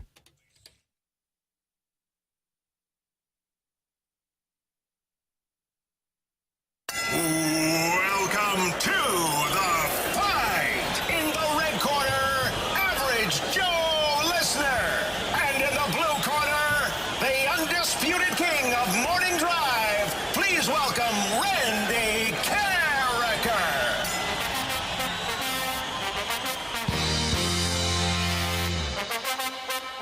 Welcome back to the opening drive. Brooke Grimsley here alongside Randy Carricker, Danny Mack, and Matthew Rocchio today. And it is time for the fight. As you heard earlier, it's been 21 straight wins for Randy Carricker, Dan. 21. He's dominating. So let's go. Let's get Josh in here and let's put an L next to Randy's name. What do you say? Let's do it. Josh, how are you doing today? I am doing well. I'm a little bit fearful, though, because I heard Danny before the break talk about how Randy, these are just going to be like cake answers for him. So that's concerning. Well, that's why I wanted you to come prepared. I wanted you to be ready. I want you to give it your best effort. And let's put an L next to that name of Randy Carricker. And I know you can. So I'm giving you some love here, too, and pumping you up. Let's go. I've got some hype music playing behind me. I love it. There you love go. It. All right, you ready for question number one, Josh? Let's do it. All right, last night was the Buccaneers' 12th playoff win as a franchise. Which quarterback leads the franchise with 5 of those wins?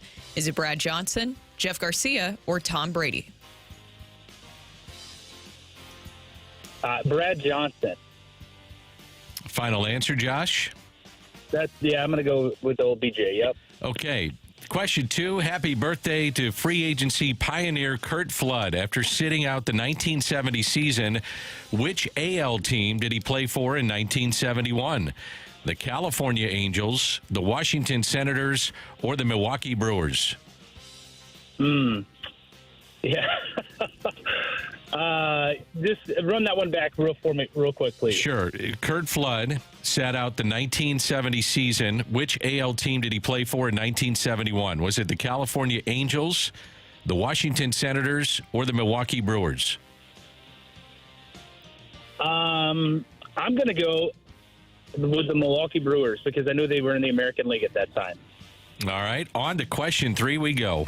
Last night, Marc-Andre Fleury took sole possession of the number 2 spot in all-time goalie wins. Which Hall of Famer does he still trail for the number 1 spot? Is it Ed Belfour, Martin Brodeur, or Patrick Waugh?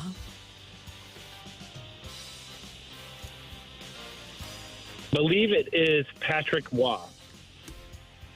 On to question 4 we go. On this day in 1988, the St. Louis Cardinals officially left for the desert. Who led the Cardinals in passing their final year in St. Louis? Sean Halloran, Neil Lomax, or Tom Tupa?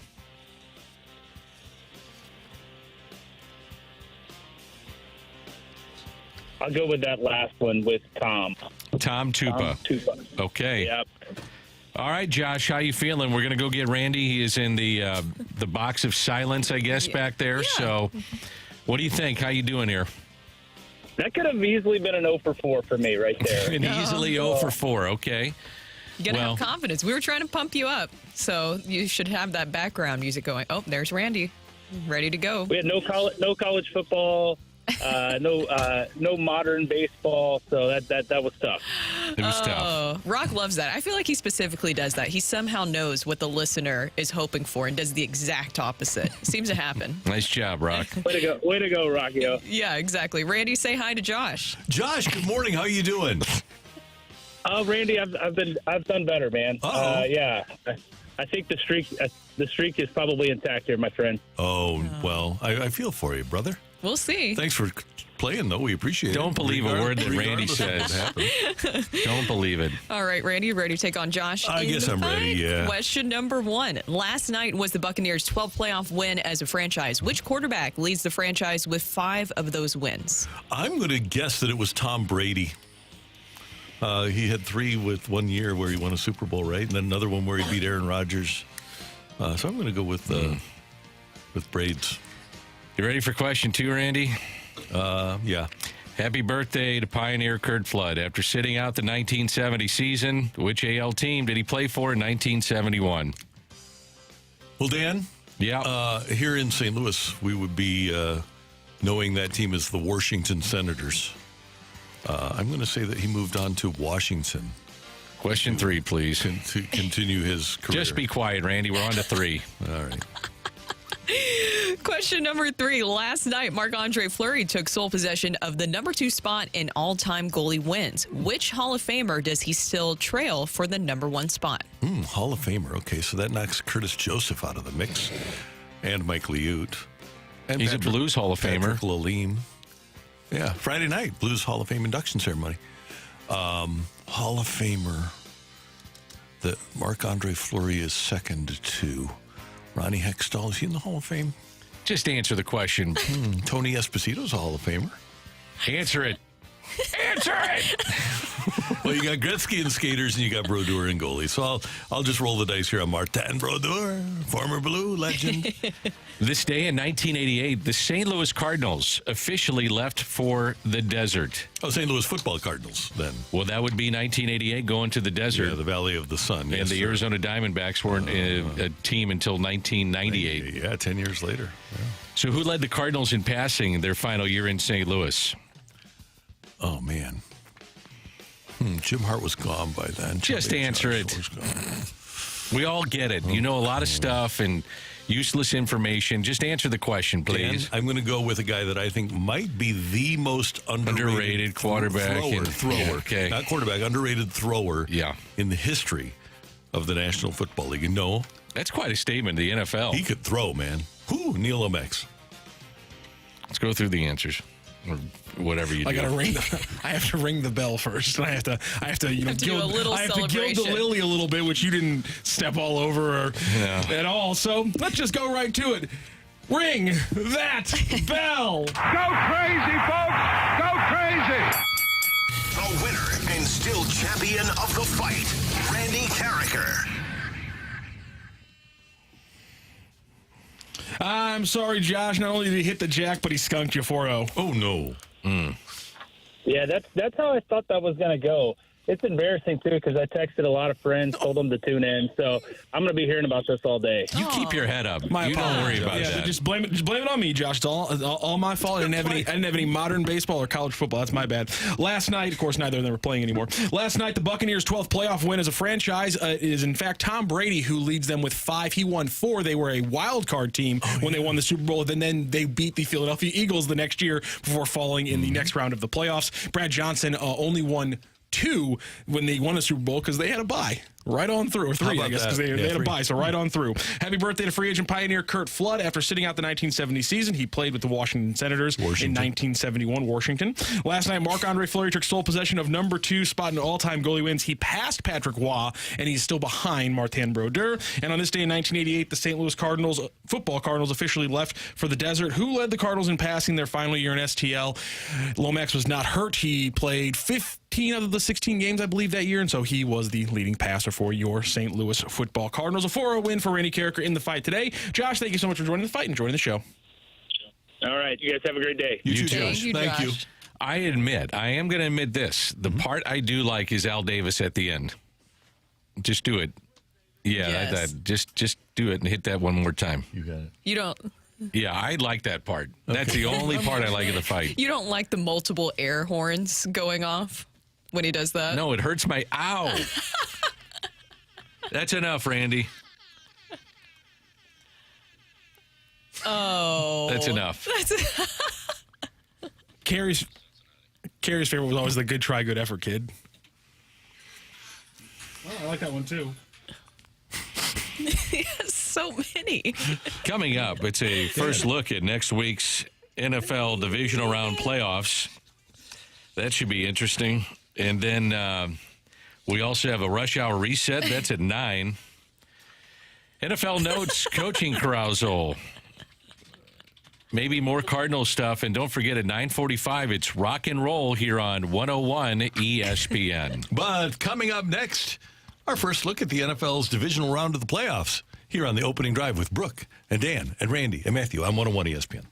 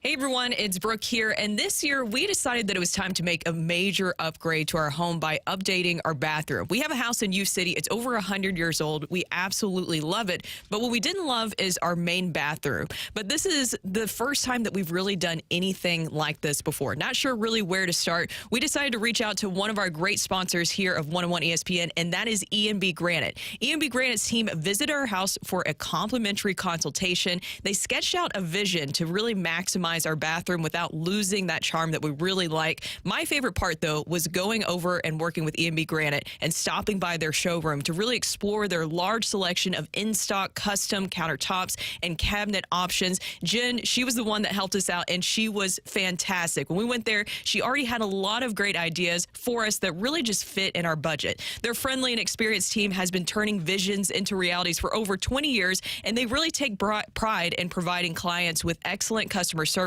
and fast turnaround times. If you feel like your home could use a countertop or cabinet update, I cannot recommend E&B Granite enough. We are so excited to get started on our project here. So schedule your free consultation by calling 314-654-9300 or online at enbgranite.com or stop by their showroom. Make sure you mention Brooke sent you.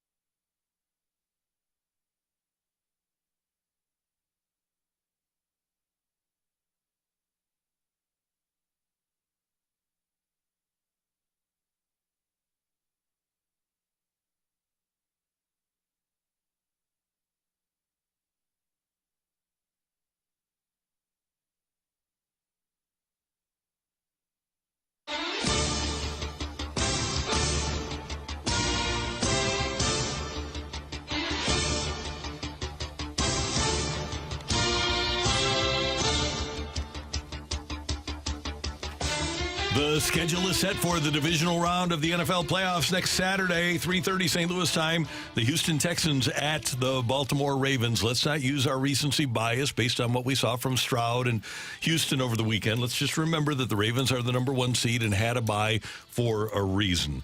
Ravens finished 13-4 on the regular season. They had the ability. They were in the lead in the fourth quarter in all 4 of their losses. And they'll be home against a warm weather team. And it's almost impossible to stop Lamar Jackson. So I have the Ravens winning this one. Kids, what do you think? I do too. I do like the Texans a lot with C.J. Stroud, but at the same time, it feels like the Ravens have been one of the most consistently, I guess you could say, sound teams in the NFL, them and the 49ers, which I know that both have had some of their moments this season. But in the mess that we've seen with the NFL teams, it feels like the Ravens and 49ers at least make the most sense of consistency. Guys, I don't know where you're going with this because C.J. Stroud, a 157 passer rating in his rookie season. The Texans looked unbelievable last weekend, and that's why I'm going with the Ravens. I can't bet against the Ravens on that one. It's hard, right? Yeah. It's so hard, especially with Lamar Jackson, what he's doing. I mean, he deserves the MVP conversations. All right, on Saturday night, you've got the teacher and the pupil. You've got Kyle Shanahan and the Niners against Matt LaFleur and the Packers. The Niners are going to know exactly what Matt LaFleur is bringing to the table, but LaFleur is going to know what Kyle Shanahan is trying to do, too. The fact of the matter here is, though, that the 49ers just have better players, as well as Green Bay has played since the second half of the season started. And they're really good. The 49ers are just a better team. And again, they have the bye under their belt. They're healthy. They do. You have to go with the 49ers here. But I will say for the Packers that I think this is really encouraging for the future, how they've been able to go about this. Jordan Love and what they're building. This is such a young team. Youngest in the league. Yes, the youngest in the league, that it gives you a lot of excitement for the future. I just think for right now in this moment, it's going to be the 49ers. Wasn't it interesting that Dan Quinn did not make the adjustment against the Packers? And as you watch that game, they're playing 6 deep. They never made the adjustment against him. I would anticipate San Francisco sees that. They make the adjustment. And to your point, Randy, they've got better players, so I'm going with the San Francisco 49ers. One of the interesting things about adjustments, too, is that Jordan Love apparently has the ability to see the field really well. A lot of quarterbacks don't, but he has, when he's reading a defense, Kurt Warner always said that he always knew what the defensive play was going to be when he took the snap. And Love looks to me like one of those guys who has the innate ability to read a defense and get the ball into the right area. Yeah, he really does. So he's impressive. So I don't think Green Bay is going to win, but I'm with you, Brooke. I think that they have a great future. Yeah. Meanwhile, on Sunday, the 2 o'clock game, the early game, the one that none of us expected to be talking about, the Buccaneers at the Lions. I'm going to go with the Lions on this one. I do like the story, and I know we were talking about it earlier, Baker Mayfield. I love that. I feel like some of the success with the Bucs this year has been letting Baker Mayfield just be Baker Mayfield. What we have seen before, what he's like in college, of having that swag, that personality, allowing that to come out. I think that it's very interesting that they've gotten to this point, and you have to give them a lot of credit. But at the same time, have you guys watched the Lions this year? Lions are really, really good. So I'm going to have to go with them. I like Dan Campbell a lot. I like how creative he gets with his offense. I like that Sam Laporta is back. I know that he still had the brace on his knee, but he looked pretty good to me. There's a lot of exciting parts there. And Jared Goff really deserves to get more attention than I feel like he has this season. I think we forget that Tampa Bay in their last game won 9-0. It was 9-0. Yeah. And the Eagles last night were awful. Yeah. Defensively, they were awful. And then to try to go on the road and win in that environment, that place is going to be a madhouse in Detroit. So I'm going with the Lions. Yeah, not only was it 9-0, but it was 9-0 against Carolina. Exactly. So I'm with you. And one of the people I feel sorry for on Sunday is Baker Mayfield, because that's a physical defense that the Lions feature, and I think they're just going to beat them up. Don't you think home field advantage makes a huge difference, too? Yeah, especially in a dome like that. Yes. I think that in a playoff environment, that'll play a big role. All right, and this is one of the great things about sports. How do we feel about the Chiefs right now? I feel a little bit better about them just because of their defense. Their defense has been really the MVP of this entire season in that last game. And I feel like it's encouraging that you're continuing to see Rashee Rice make some strides with Patrick Mahomes. Yeah, Rashee Rice averaged 4 yards a catch in the regular season. Now he's starting to get downfield. He had 3 catches of 10 or more yards in the game over the weekend. But this is Patrick Mahomes' first time going on the road in a playoff game. Yeah. And I think that's a factor in what takes place this weekend. And here's why I asked that question. That's how we feel about and I feel, okay, the Chiefs, if something magical happens, they can win this game. Both teams are 11-6, but the Bills are a way different 11-6 than the Chiefs are. Absolutely. After the Bills lost at home to the Eagles, I thought they're done. I thought that was it. There's no way with the schedule remaining they were going to run the table, and they did. And they're the hottest team right now in the National Football League. They are. I think that there was a big difference that you saw with Ken Dorsey and that change. There's always that discussion of if you make a change with one of your coaches, obviously your offensive coordinator, if it actually makes a difference. I think it did make a difference. I felt like you saw Josh Allen looked very unconfident earlier in the season. Now you're seeing more of that confidence come back with him. And I think, too, with the Bills, they have been one of the hottest teams. But at the same time, I felt like it was very encouraging to see what the Chiefs were able to do in that last game. And I just always go back to defense because with Josh Allen, you still worry about if he'll make some mistakes, the turnovers. That's been a big topic of discussion with him this season. That's a Chiefs defense that can capitalize off of that. Here's my concern about this game for the Chiefs defense, though, Brooke. And I agree. I love Spags. He can scheme up and pick out tendencies. All right. You kind of have an idea of what the Dolphins are going to do, what Tua's going to do. You have no idea what Josh Allen is going to do. Yeah, and true. yesterday, that 52-yard touchdown run. I mean, and sometimes he'll find Coach Vermeil always called it playing outside the scheme. And I think that Josh Allen, right now, among quarterbacks in the NFL, does a better job. Aside from Kyler Murray, but in terms of winning quarterbacks, does a better job of playing outside the scheme than anybody. And if you're a young defense and you don't know what the quarterback is going to do, if it's unpredictable, I believe that gives the Bills an advantage. But isn't this so exciting to talk about? Because doesn't it remind you a lot? And I know it's going to be discussed so much this weekend with national media, but this feels like Manning and Brady all over again. It brings back those conversations of, are we seeing a newer version of this rivalry? And the games that they've had in recent history have just been magnificent, too, which makes it more fun for me looking at this weekend. And I'm curious about you guys. You got the Texans and Ravens. You got the Packers, 49ers, Tampa Bay, Detroit. I don't think anything matches up to KC and Buffalo. I just think that's the game of the weekend. It is. It's 100% the game of the weekend. That's why I go back to that conversation of, are we seeing this, where we're seeing a new rivalry in the NFL emerge here? By the way, and yes, we are. Yes, we are. No doubt about it. And it's interesting because 2 years ago we were saying Burrow and Mahomes, right? But now, because Joe Burrow's been hurt, and we could say Tua, who had led the league in passing yards.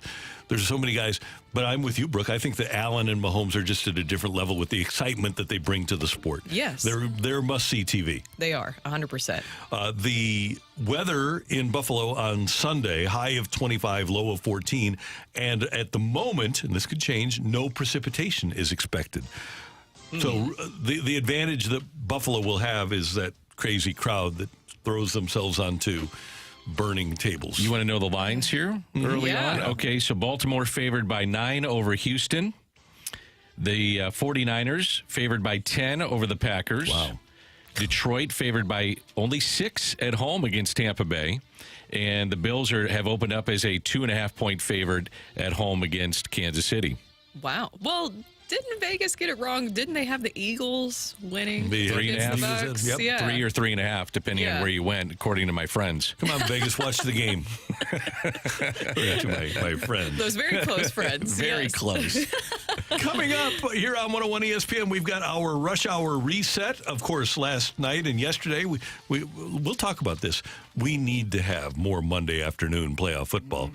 And the Blues fall to the Flyers, plus some things from the Cardinals winter warm-up. Next on 101 ESPN.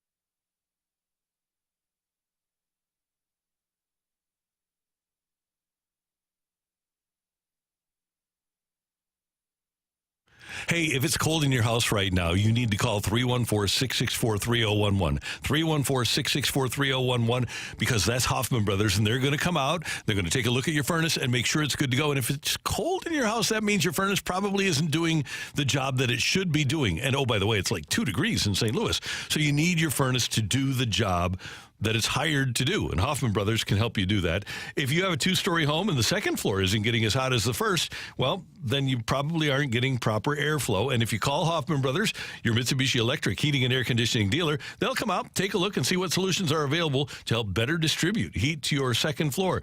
Whatever heating needs you have, you can go to Hoffman Brothers, and they'll help you out. You can make an appointment online at Hoffman Bros, Hoffmann, hoffmanbros.com, and they'll make sure that the maintenance is done right, that they'll put a filter in and make sure that everything is good to go for your furnace in this winter of 2024. It is cold outside, and it shouldn't be cold inside. So go to Hoffman Bros, Hoffmann, hoffmanbros.com, or call 314-664-3011, Hoffman Brothers.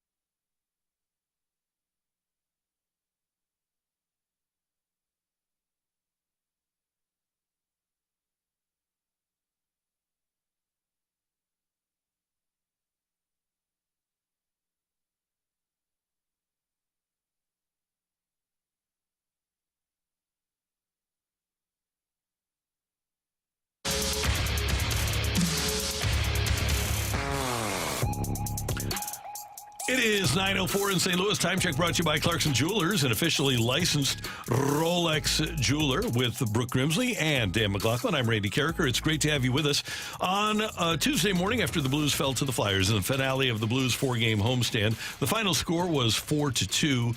And it really probably wasn't as close as the score might indicate. Philadelphia out shooting the Blues 42-30.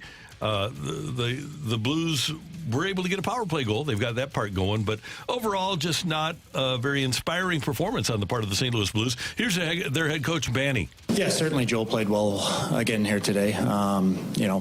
Made some saves, kept it close. Gave us a chance to kind of work ourselves into it, but I think we got what we deserved. For 40 minutes. We didn't have enough effort in our game in the hard areas. We continue to mismanage the puck. That is, making it difficult on our team to have to defend, which, makes it easy for them to get more offensive zone time, more shots on the net. First 2 goals, we turn the puck over in the offensive zone, it goes down, and it's in the back of our net, and those plays can't happen. We got to make better decisions there. He's very calm, but appears to be very frustrated. Oh, yeah. He is. That's almost kind of scarier, too, when somebody's that calm, but you could tell that they're very frustrated, but rightfully so, because Joel Hofer is the entire reason why that game didn't get completely out of hand. And it felt like there was a lot of times, too, where he's talking about the mismanaging of the puck and how this has led to the Blues being outshot now in 3 of their games, that it feels like there's a lot of guys waiting around, and you saw the Flyers get like 2 or 3 more chances even after a Hofer save. And Hofer had 31 saves in the first 2 periods, so that is a positive. Problem I had last night is that now you're in the second half of the season, and you have to play kind of desperate playoff style hockey to get the points that you're trying to get. The Flyers had come in having played 3 road games in 4 nights, so that's a team that you should at least be able to go toe-to-toe with. And again, they're very good in the Eastern Conference, but they were outplayed, outworked in that game. Now, there are a few positives. Joel Hofer is, as you mentioned, Brooke, I thought he played pretty well. They did get a power play goal. Braden Shen, game number 900, and I do like what I'm seeing out of Matthew Kessel. He is somebody that maybe could be a factor for the Blues coming up. I did not like defensively what I saw out of Torrey Krug. That was a rough night for old Torrey. He kind of rides a roller coaster, doesn't he? Yeah. He does. Well, and what you mentioned there, I thought that was a great question that you asked earlier to John Kelly about basically everything with Matthew Kessel and him coming back, because this is also recently we saw Justin Falk coming back. That Falk and Krug pairing, I almost wonder if you need to split that up a little bit more there, because those veterans making mistakes like we saw in that game last night, I don't really know how you excuse that or what's leading to that, because Torrey Krug has had those moments this season, just like you saw last night. I think Falk is a little tentative since coming back, too. Yeah. With the injury, and it's understandable why you would be like that. But, again, overall, the Blues, not a great homestand. Again, it's against some of the elite teams in the league, but you'd like to see them generate more points at home. Blues at Washington on Thursday night, 5 o'clock pregame, 6 o'clock faceoff here on 101 ESPN. NFL playoffs yesterday. Josh Allen, 21 of 30, 203 yards, 3 touchdowns, no picks, and a 52-yard touchdown run for Buffalo as they took care of the Steelers by a score of 31-17. And then last night, the Tampa Bay Buccaneers just trampled Philadelphia 32-9. It was already a 3-0 game in the first quarter when Baker Mayfield hit David Moore. It's 3rd down and 7. Mayfield wide open. There's Moore again. His second catch. Still working through the secondary. And a touchdown, Tampa Bay. No flags. Playoff game, really ugly defense and tackling for Philadelphia. They were bad. And Tampa Bay took it to them. Tampa Bay took advantage of it, outgaining Philadelphia 426 yards to 276, 307 yards passing for the Buccaneers. Baker Mayfield had a good night, and Jalen Hurts did not. And Philadelphia, after going to the Super Bowl last year, maybe this is it. Maybe they just had a delayed Super Bowl hangover. Is that what it is? That's not how that's supposed to work, because you should, especially when you return a lot of those veteran players, you should be able to at least come close to replicating that. They started 10-1 and then the precipitous fall. And we were talking about it to start the show. It's one of the great falls in modern NFL history to start like this, to come off a Super Bowl appearance and then just get thumped in the first round of the playoffs. And that game wasn't even close. It wasn't. And Joe Buck on the highlight there, that was one of the first touchdowns in the game. The tackling, as you mentioned, Randy, was awful. They did not pick up the blitz for Jalen Hurts. And you got to give credit to Baker Mayfield. He was 22 of 36 for 337, no INTs, 3 touchdowns.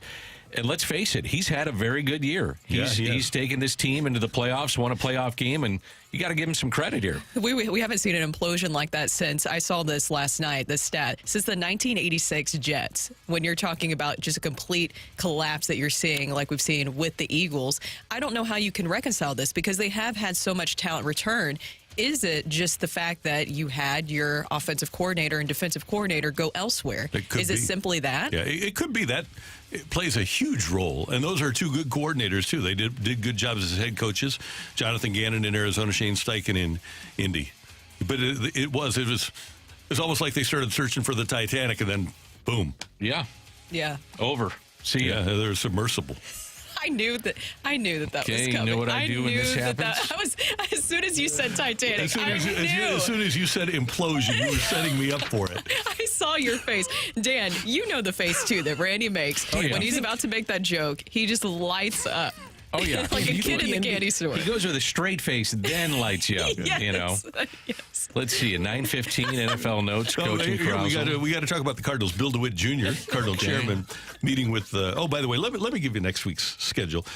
Texans and Ravens is the 3:30 game on Saturday, followed by the Packers and the Niners, and then Bucks and Lions, the 2:00 game on Sunday, followed by the Chiefs and the Bills. Okay, now to the Cardinals and Bill DeWitt Jr., whose club only won 71 games last year. That has not happened under the Bill DeWitt ownership of the Cardinals. So, with that being the case, the Cardinals did go out and sign 3 starting pitchers. They've made moves to enhance their bullpen. How motivated is the organization to get the team back on track?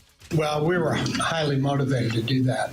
And I think Mo and his team did a good job of filling some holes that we had and getting us in a position where we can be, competitive for in the division and in the league. So I'm happy with what has been accomplished in the postseason here. Competitive for the division. There you go. That's what the Cardinals need to do. Just get in the tournament. I thought one of the things that was interesting from the conversation with Bill DeWitt III and Bill DeWitt Jr. is what does the TV future look like? That was addressed a bunch yesterday. Would they own their own network? Would they team up with the Blues to try to make a network? Team up with other teams in Major League Baseball that are facing this in the next 12 to 24 months. But making the games accessible to fans has to be, for baseball as an industry, I think, number one on their list. You have to make the games accessible for fans to watch. And we're going to talk about that, about Bill DeWitt III's comments about Bally and about the TV situation coming up at the bottom of this hour. That's our Rush Hour Reset on 101 ESPN. Coming up, a lot of NFL notes, and the coaching carousel continues to spin. Might Nick Sirianni find himself on it? That's next on 101 ESPN.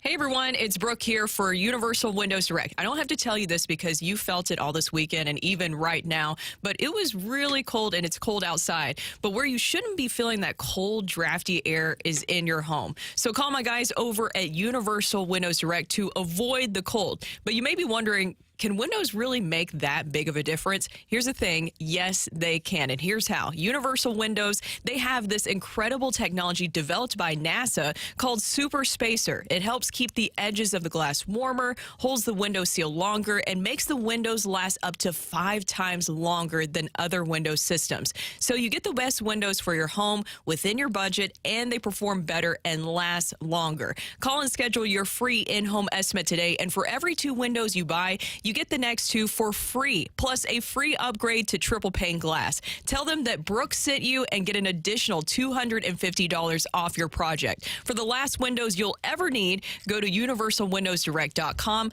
Like me, you'll be saying, I love my windows.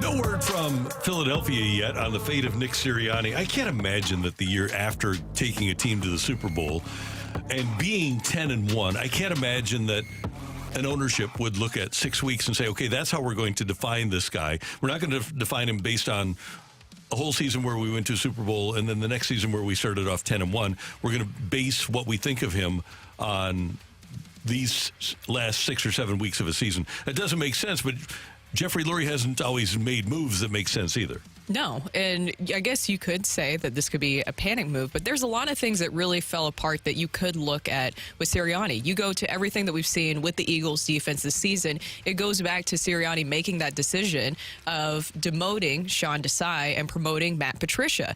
And that's when we really, really started to see that collapse. Then you have the reports coming out, which are never good because where there's smoke, there's fire, right?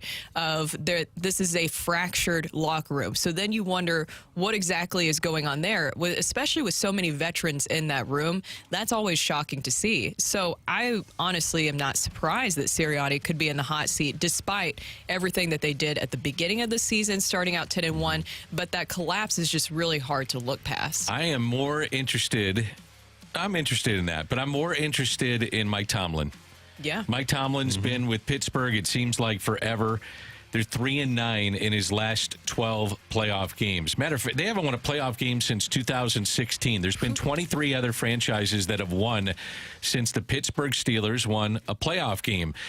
And now you have these openings with Seattle, Atlanta, Vegas, Carolina, the Chargers, Tennessee, New England filled from within. But you're talking about a ton of spots that are wide open in the National Football League. Let me ask you, I was just thinking about this, and this may be a dumb question. Is anybody interested, while we have these 72-year-old coaches, is anybody interested in Pete Carroll? Should be. He's still got energy. He can still coach. Yeah. His team had a winning record. And, by the way, he went to the playoffs and then had a winning record with Geno Smith and Drew Lock as his quarterback, taking nothing away from Geno and Drew. But you're not exactly dealing with Patrick Mahomes and Josh Allen when you're coaching that team. Well, It's interesting because I know obviously not an NFL coach, but Nick Saban talking about getting to that certain age and retiring. I think Pete Carroll and all the coaches who are in that 70-year-old range, he looks and acts the most, I would say, the youngest out of all of them to me. I think it's interesting because in his press conference where they announced that they were moving on from him, you remember he talked about how he fought, how he wanted to stay as the head coach. I don't think that exactly goes away. So if you're Pete Carroll and you see these opportunities, why not jump on them? Especially if Bill Belichick, he's still out there looking at jobs. I guess my concern would be the defense. They were 25th in points allowed, and he's a defensive-minded coach. The other part is, to your point, Brooke, he's 72, and can you relate still to the younger player? And I think it's a legitimate question. It's a legitimate question with Bill Belichick, too. Harbaugh, anybody that's 72, 73, I mean, you have to relate to young guys. Belichick interviewing with Atlanta yesterday, Harbaugh interviewing with the Chargers, and quarter of the league right now. This is pre anything that might happen with McCarthy or Sirianni. You've got a quarter of the league looking for new coaches. Well, that were 7 teams are still looking because Jerod Mayo got the job in New England, but that's a pretty substantial turnover. And if you're in Philadelphia and you're looking for new coordinators, if you don't like what you have on offense and defense, you have the opportunity here to work ahead. Now, you have to use the Rooney Rule for coordinators, but at least if they keep Sirianni there, they have their head coach. And one of the things that they have to do is they have to make sure that their coach has a choice in the coordinators. We knew Matt Patricia was not a great coach. I don't know how Matt Patricia gets this reputation of being good, but he does. And when's the last time he really did anything that was really good in the NFL? He didn't do anything good with Detroit. Didn't do anything good with Philly. He didn't do anything good with the New England offense when he was there, running their offense for that year. I think the last time he did anything good when he was when he was the coordinator of the Patriots, which kind of took care of itself. Yeah, well, it's kind of that NFL coaching recycling system where it just feels like the same guys are being churned around over and over and over again. I think you do have to get the right pieces in there because I think that was the big difference for the Eagles this year is that you lost 2 great coordinators and maybe it wasn't the right pieces for what they needed. Yeah, sometimes maybe the thing to do is not to promote from within. What do you guys think is what place is the most desirable for any of these coaches that are out there? I think it's the Chargers. I think it's the Chargers, too. And that's why Harbaugh makes so much sense. And I do find it interesting with Bill Belichick when you're mentioning the rumors, or not the rumors at this point, but the fact that he completed an interview with the Falcons and the rumors that he could be the next head coach of the Falcons there. I think it's really interesting to see how all these organizations are going to pivot, though, because as we're going back to the age conversation, you know that if you bring in a Bill Belichick or even a Pete Carroll, how many years do you have with them? And you already see this change, this churn in the NFL right now of these newer head coaches. It feels like that we're getting into, do you go with that so that you're not left behind eventually? Or do you go with one of these guys being Bill Belichick and Pete Carroll if you want a win now approach? You can't expect to have those guys for 10 years. It depends on what your goal is. If you're Jerry Jones and you're 81 years old, if you're Arthur Blank and you're 82, 83, 84, 85, and you do want to win now and you think you have the group in place, you do it. But if you're David Tepper and you're 60, then you might want to go for a guy that's younger that you hopefully can have for 8 or 10 years. Or Harbaugh, he's 60. He could be around for 10 years, right? He might be the ideal guy to have. Heck, he's coached in the NFL for 4 years and been in the NFC Championship game 3 of them. Justin Herbert is under contract through 2029. Yep. And that would make it the most desirable spot if I was a head coach. Plus, I get to live in Southern California. So I'm going to throw that out there, too. Now, seriously, apparently Jim Harbaugh's wife wants to move towards the West Coast, has enjoyed their time at Stanford, San Francisco. He's had other places and stops there. So it would make some sense that you have a guy that can develop some QBs, Justin Herbert under contract through 2029, who, by the way, just dealt with his 4th coordinator in 5 years. You get the same guy, the same voice every single day. Watch what he could do. I just think they could be really good with the right fit at head coach. A couple of other notes. Jason Kelsey retiring after a spectacular career. You could kind of tell last night at the end of the telecast. He was in tears. Yeah, and hugging people and the way he left the field. You just kind of got that vibe. And so he is retiring, according to Adam Schefter. And Raheem Morris, the defensive coordinator of the Rams, who many moons ago was the head coach of the Buccaneers, has Zoom interviews scheduled with the Panthers, Commanders, and Seahawks this week. So Raheem Morris's name is out there. A lot of names out there at this point. I think Washington would be an interesting spot. They have 3 of the top 40 picks, $80 million surplus expected for free agency. So they can go out and do some damage there. And their owner wants to win, obviously. He's motivated to win. He's got the money, but he seems like a pretty sharp guy. He seems like a guy that is going to allow the football people to run the operation, unlike Dan Snyder when he took over and then he goes out and signs in his first year Bruce Smith and Deion Sanders, who are way past their prime. He seems like a guy who kind of has the sports thing figured out. If you're Dallas, you can't bring back Mike McCarthy, can you? No, it does not feel like you can at this point. I mean, he's had great regular seasons, but if you come up short, you come up short. And as you mentioned, Jerry Jones isn't getting any younger. No. So maybe get the one guy that you think can take you in a short amount of time with a pretty good roster. It seems like Bill Belichick would be the guy if you said goodbye to Mike McCarthy. But can you see Bill Belichick dealing with Jerry Jones? Oh, it's the evil empire. You'd have the evil owner and you'd have the evil coach. Belichick used to tell his staff, probably still does, hey, if anything ever winds up in the paper from inside this building, I'm firing all you mofos. He said that to him, to his staff. So what's he going to think of Jerry Jones holding press conferences, right? The post games that he does are unbelievable. Any owner in sports ever done that?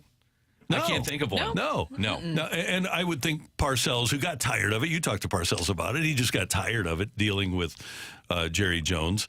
And I would think Parcells would probably tell Belichick, look, if you have a chance to do Atlanta, do Atlanta. And that guy, Arthur Blank, is enamored. Thomas Dimitrov came from the Patriots. They've had multiple Patriots people. I think they had Pioli down there for a while, too. They did. They've had multiple New England people in that building, and I would guess that Bill Belichick is kind of Arthur Blank's white whale. So Atlanta has the 8th overall pick. They've got nearly $40 million in cap room. It would be a desirable spot if you can find a QB. That's the biggest thing, because they had Desmond Ridder and then you had Taylor Heineke, but they just didn't feel like it was the right fit. But they have so many other highly talented, skilled position players available. I mean, even Bijan Robinson, that's always been a big highlight for them, and that was a highlight. Here's the thing. I'm guessing that Zappy will be available. Yeah. Get him in a deal. They went through Marcus Mariota, Desmond Ritter, and Taylor Heineke this year. Yeah, not great. Not great at all. So those are some of your NFL news and notes here on 101 ESPN. By the way, the TV next week is going to be great because our friend Joe Buck is going to have the Ravens game on Saturday, so that'll be cool. The Ravens playing the Texans. It'll be a fun. I think that's the game to see, actually, of the two Saturday games. And then everybody's going to want to watch Buffalo and Kansas City. That will be the game of the weekend. But the TV is going to be great next weekend. It's just all going to be a lot of fun. Divisional weekend always is great. Coming up here on 101 ESPN, what does the future hold for the Cardinals on television here in St. Louis? That's next on 101 ESPN.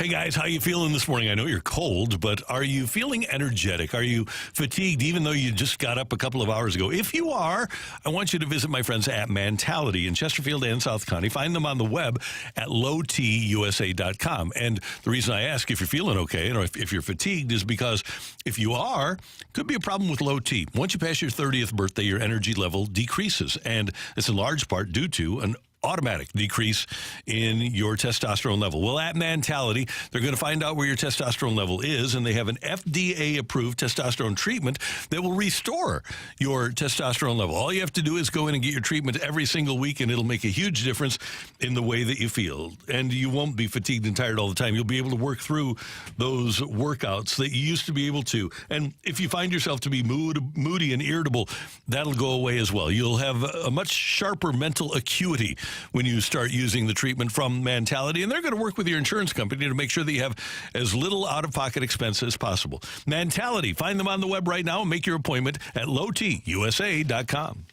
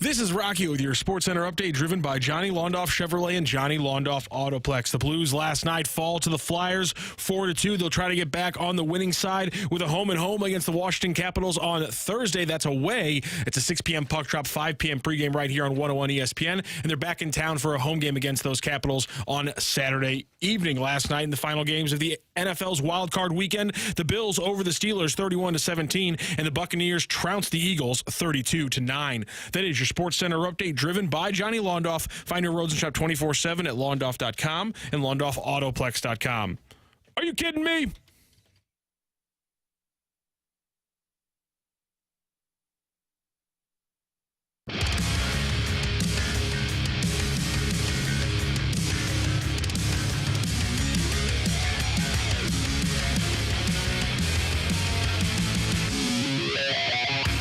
There's a very good chance that 1 year from now, Bally Sports will no longer exist in court filings. Reportedly, they are set to wind down and not be an entity by September of 2024. And that's why Bally is in court right now with Major League Baseball, because baseball wants assurances that Bally will be around at the end of the baseball season. Well, Bill DeWitt III, the Cardinal president, talked to the media yesterday and asked about whether or not the Cardinals need to be ready to televised games in 2025. Well, if you're a free agent with your rights, like we might be in 2025, there are multiple ways that could go, right? We could do our own network. We could work with MLB and have it be a MLB-led effort with a basket of MLB teams that are out in the marketplace getting distribution collectively. There could be another third party that emerges. I mean, there's been rumors of the big boys in the bankruptcy auction court, right? I mean, coming in and saying, maybe we'll buy these rights, in which case you'd have an intermediary again to deal with. Instead of Bally's, maybe it's someone else.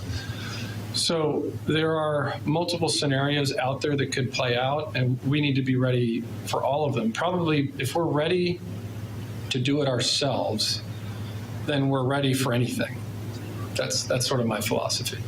So what about the ability of the Blues, for example, to be a partner with the Cardinals? The Yankees and Nets worked together to develop Yes Network. Multiple teams get together in various markets to have networks together, and it would mesh perfectly with when the Cardinal season ends on Bally and when the Blues season begins. What about that possibility?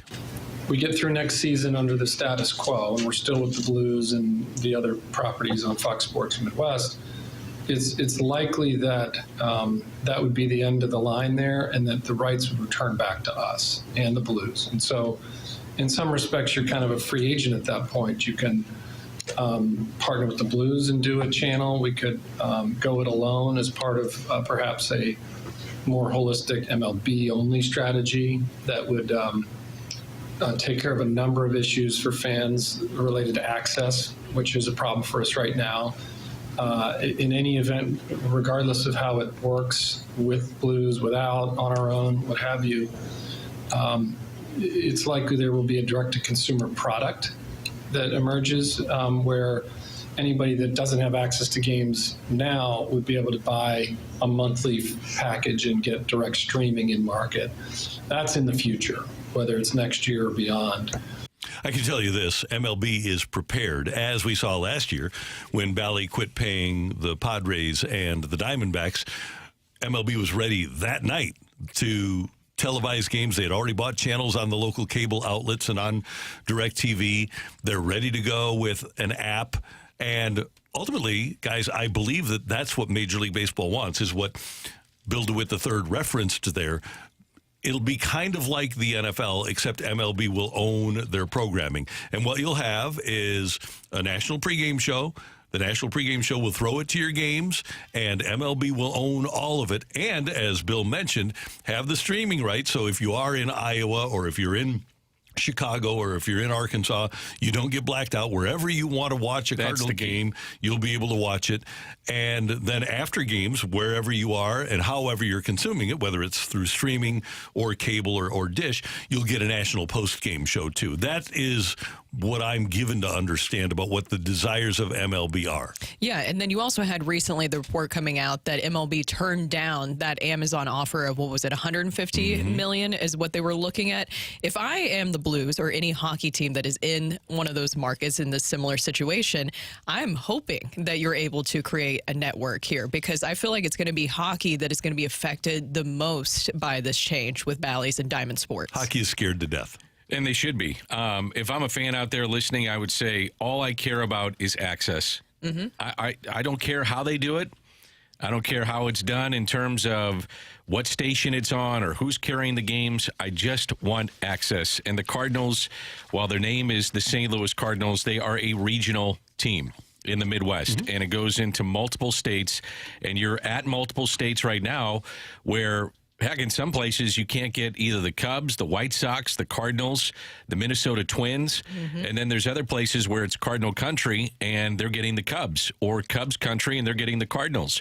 And that just shouldn't be the case. You've got to be able to get to your consumer. The other thing is, too, is like a TV game is like a commercial for all the different things that you have at the ballpark. And there's a reason why there's a million promos in those games to promote the bobbleheads and the pennants and you name it, to come down to the ballpark. There's always something to do. And if you're not reaching your consumer to do that, that's a problem, because you want butts in the seats. That's a big part of the model that the Cardinals have enjoyed for many years. 3 million plus fans coming through the turnstiles. I agree. I think the key is no blackouts there, because then you are able to get to all of your consumers. When I worked in Arkansas, which is where I was prior to St. Louis, there are so many Cardinals fans down there. And to give everybody full access, and that's just one state, because we know it's all over as well, to give everybody full access, I think is the key to making this successful. What is something that could be possibly a concern or downfall of this new change that we're seeing? And streaming. Streaming's very important with this, too. You have to have streaming. And right now, for example, the Cardinals, I believe, have 7 or 8 years left on their Bally deal. Well, if Bally can stick around, now they don't have the ability to stream the Cardinals, but the Royals do have streaming ability. For whatever reason, MLB kind of split up which Bally outlets can use streaming and which can't. The Cardinals, the Bally can't sell a standalone stream. People have to own or have cable or dish, whatever, to be able to use the app here. And in Kansas City, you can pay $20 a month. You can just use your own data from your phone and have it set up that way. So that's a problem that they have. I think the biggest concern ultimately would be, though, is it's risk reward, because it's guaranteed money coming in. You're getting a check from Bally, right? If you're the Cardinals. Now you have to sell your own stuff, which it's Cardinals in St. Louis. It shouldn't be that difficult, but I would think that would be a concern because you have to actually work for it. And the other thing, too, is if you go to streaming, and we've talked about this before, the younger fan is taking in their highlights on Instagram and Twitter and the very TikTok, you name it. That's how they're getting their highlights, and they're just not sitting down to watch a 3.5-hour baseball game. So I need to get to my young consumers some way, somehow. Streaming is a way to do it. If I can get it on my phone and I'm in the St. Louis area and I'm not signed up for certain aspects of this, I've got to be able to access the games.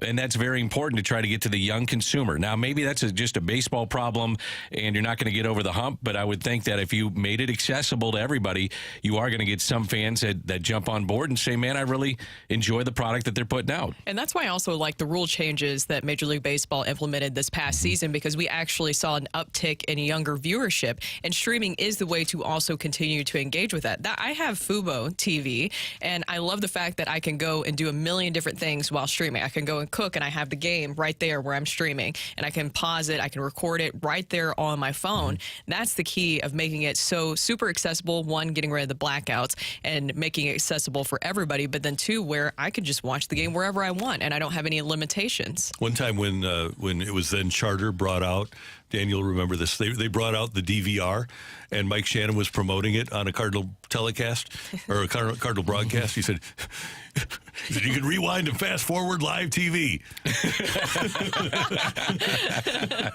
Oh, this Shannon is. It'd be like Back to the Future. Absolutely. Yeah. Bed down. So is there a market already that has dealt with this that the Cardinals could emulate? Here's Bill DeWitt III.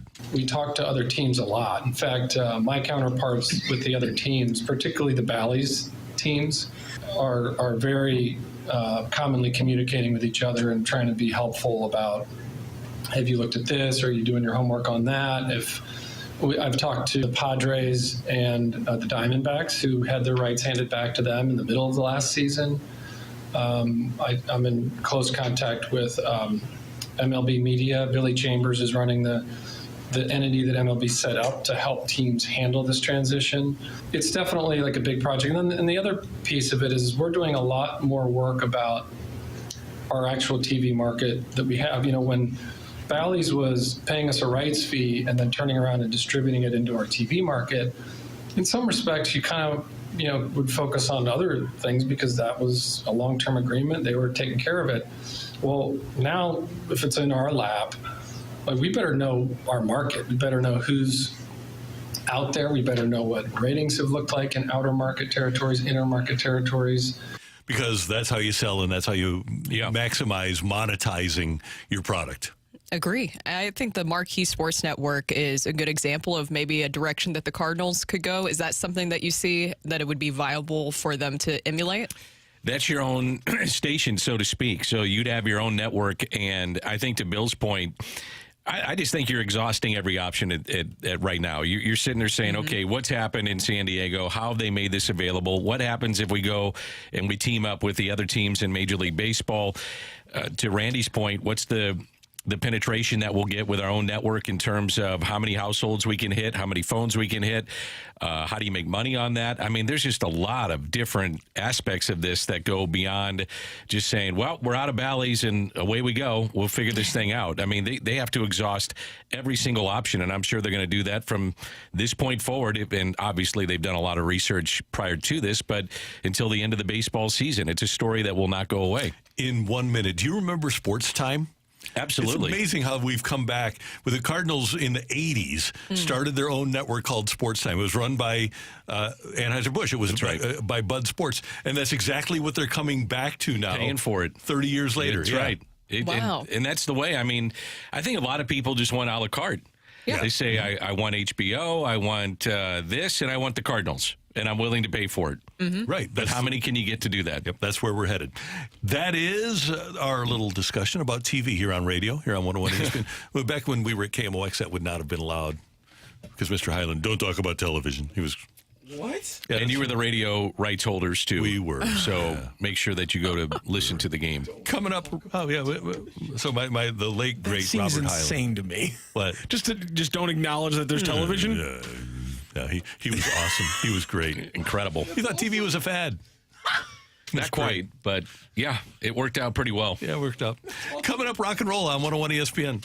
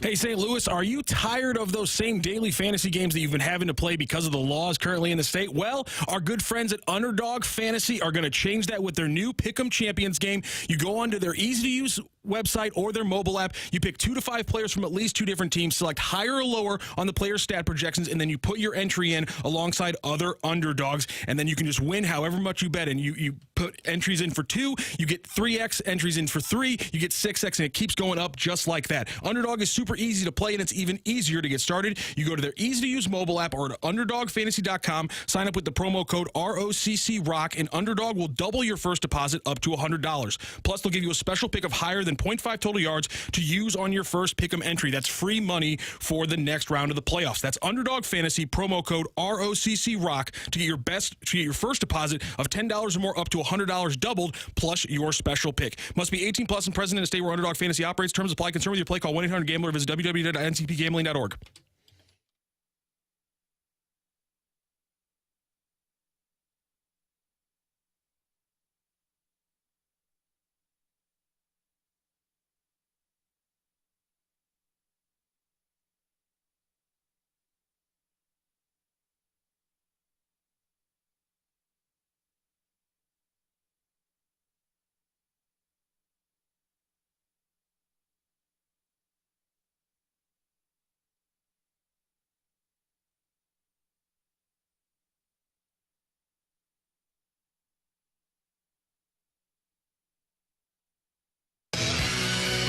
I want to rock.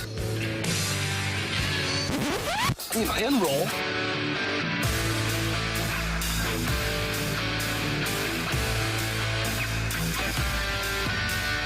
Let's rock. Let's rock today.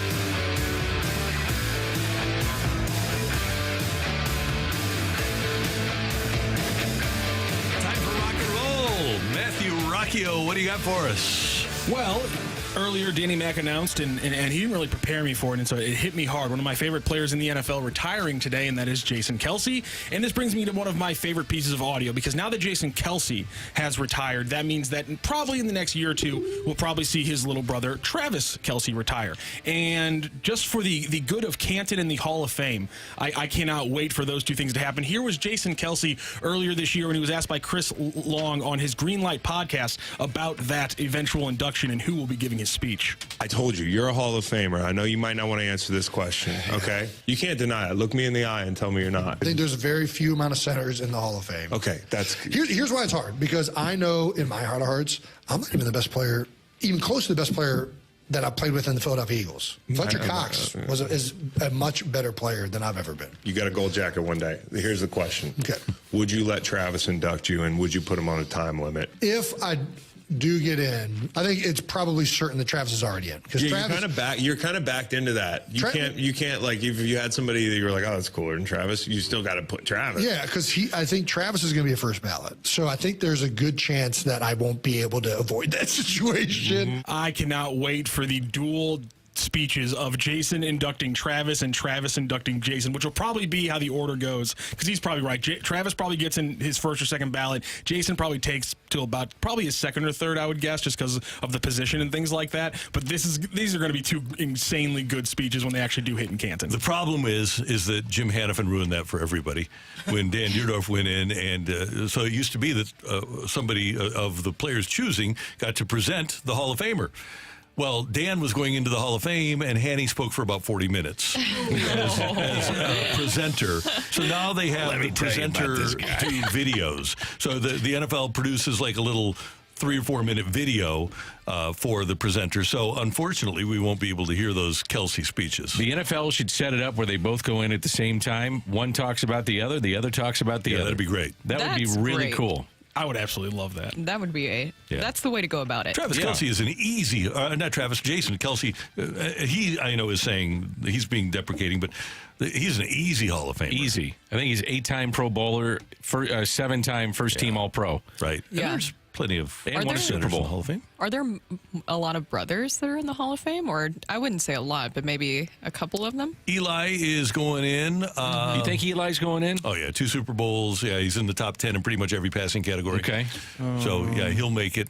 There's multiple Matthews in, but I don't know. Yeah, Clay Matthews, Bruce Matthews. I don't know the relations off the top of my head because some of them are cousins. Because there's 3 branches of the Matthews family in the NFL at this point, I think. Right. So the Sharps should be, but they are. Yeah. Sharps will That's a good one. One day eventually be in together. Tiki will never get in, so that won't happen. Could be the Kelces. Put them in at the same time. And let them just rip each other when they're up there and have a lot of fun with it and induct each other into the Pro Football Hall of Fame. Randy got to my other favorite part of that clip. That's, like you said, the humility from Jason Kelce. Be like, well, I mean, I'm not even the best player in my Eagles days. And I'm like, buddy, if we had to draw up the path to the Hall of Fame, yours is fairly clear compared to Fletcher Cox's. Like, if you had it, like, that's a much different argument. Like, I don't know if Fletcher Cox is ever going to get consideration for a Hall of Fame. Oh, I think he will. Yeah, he should. I'm not saying he shouldn't, but sometimes with defensive linemen who don't put up, have multiple 10-sack seasons, you just wonder. Right. I mean, I love the humility there from Jason Kelce. I've loved him since he came in. He ran a 4.14 shuttle time at the combine, which was a record for linemen then and a record for linemen now. He was amazing until the last game. I know they weren't playing that well, but he was still playing good. And if you ever get the opportunity just to go on YouTube, and by the way, you should check us out on the Air Alliance Team Studio Cam and just type in 101 ESPN STL and subscribe to our station. But the other thing you can do is type in Jason Kelce Super Bowl speech and just check out what he was wearing for the Super Bowl parade when he made his speech, because it was spectacular. The 636 comes up with a pretty good one, but the Watt brothers. Yep, they'll both make it in. Yeah, that's a good one. Yeah. I would say that those two are headed to the Hall of Fame. You think JJ will make it? Yeah. Yeah. I think he's got a really good shot, Randy. Okay, good. I'm glad. Randy doesn't like when you ask him about touchdown catches by defensive players. Oh, yeah. Even if they're JJ Watt, and it was a big story that one year. Yeah. Why don't you like it? Well, I don't need to know how many touchdown catches Mike Vrabel had in his career. It's an interesting footnote to a wonderful career. Yes. It is. Yeah. Something that... A Patriot Hall of Famer. Well, is it something that the typical football fan... I did that on purpose for him. ...is aware of? No, they're not. Okay, good. But you're not the typical fan. That's true. So I got you on that. Thanks. You know everything. I mean, that could be in the fight tomorrow. How many defensive touchdowns are out there? This is the point. It was on the fight, and I was I was told it was not a good question. Oh. Yeah. You got hot and bothered about it, Randall? Why don't you just, if we're going to ask about how many touchdown catches people have, why don't we ask how many Roland Williams had in his career? Well, because he's not a linebacker catching them in the Super Bowl. Well, he's a tight end catching them. That's how many did he have? I bet you know. I don't even know. Yeah, I bet you do. But he knows that Roland Williams caught Kurt Warner's first ever pass as a Rams. That's so right. That he does know. One other thing I just want to play throw you out in here. a big game. We got to get Roland on the show. We do need to get Roland on the show. That's a great idea. Oh, by the way, today, 24-year anniversary of the Rams' win over the Vikings in the NFL Divisional Round. First play of that game, Isaac Bruce. I can still see him racing down the sideline and looking at the video board. Let's see if in the next 2 minutes Mike Ryder can find that touchdown so that we can just relive it. You think he's listening? Were you more of a Cardinals fan or a Rams fan? Well, when the Rams were good, the greatest show on turf, I was... You were in. I was all in.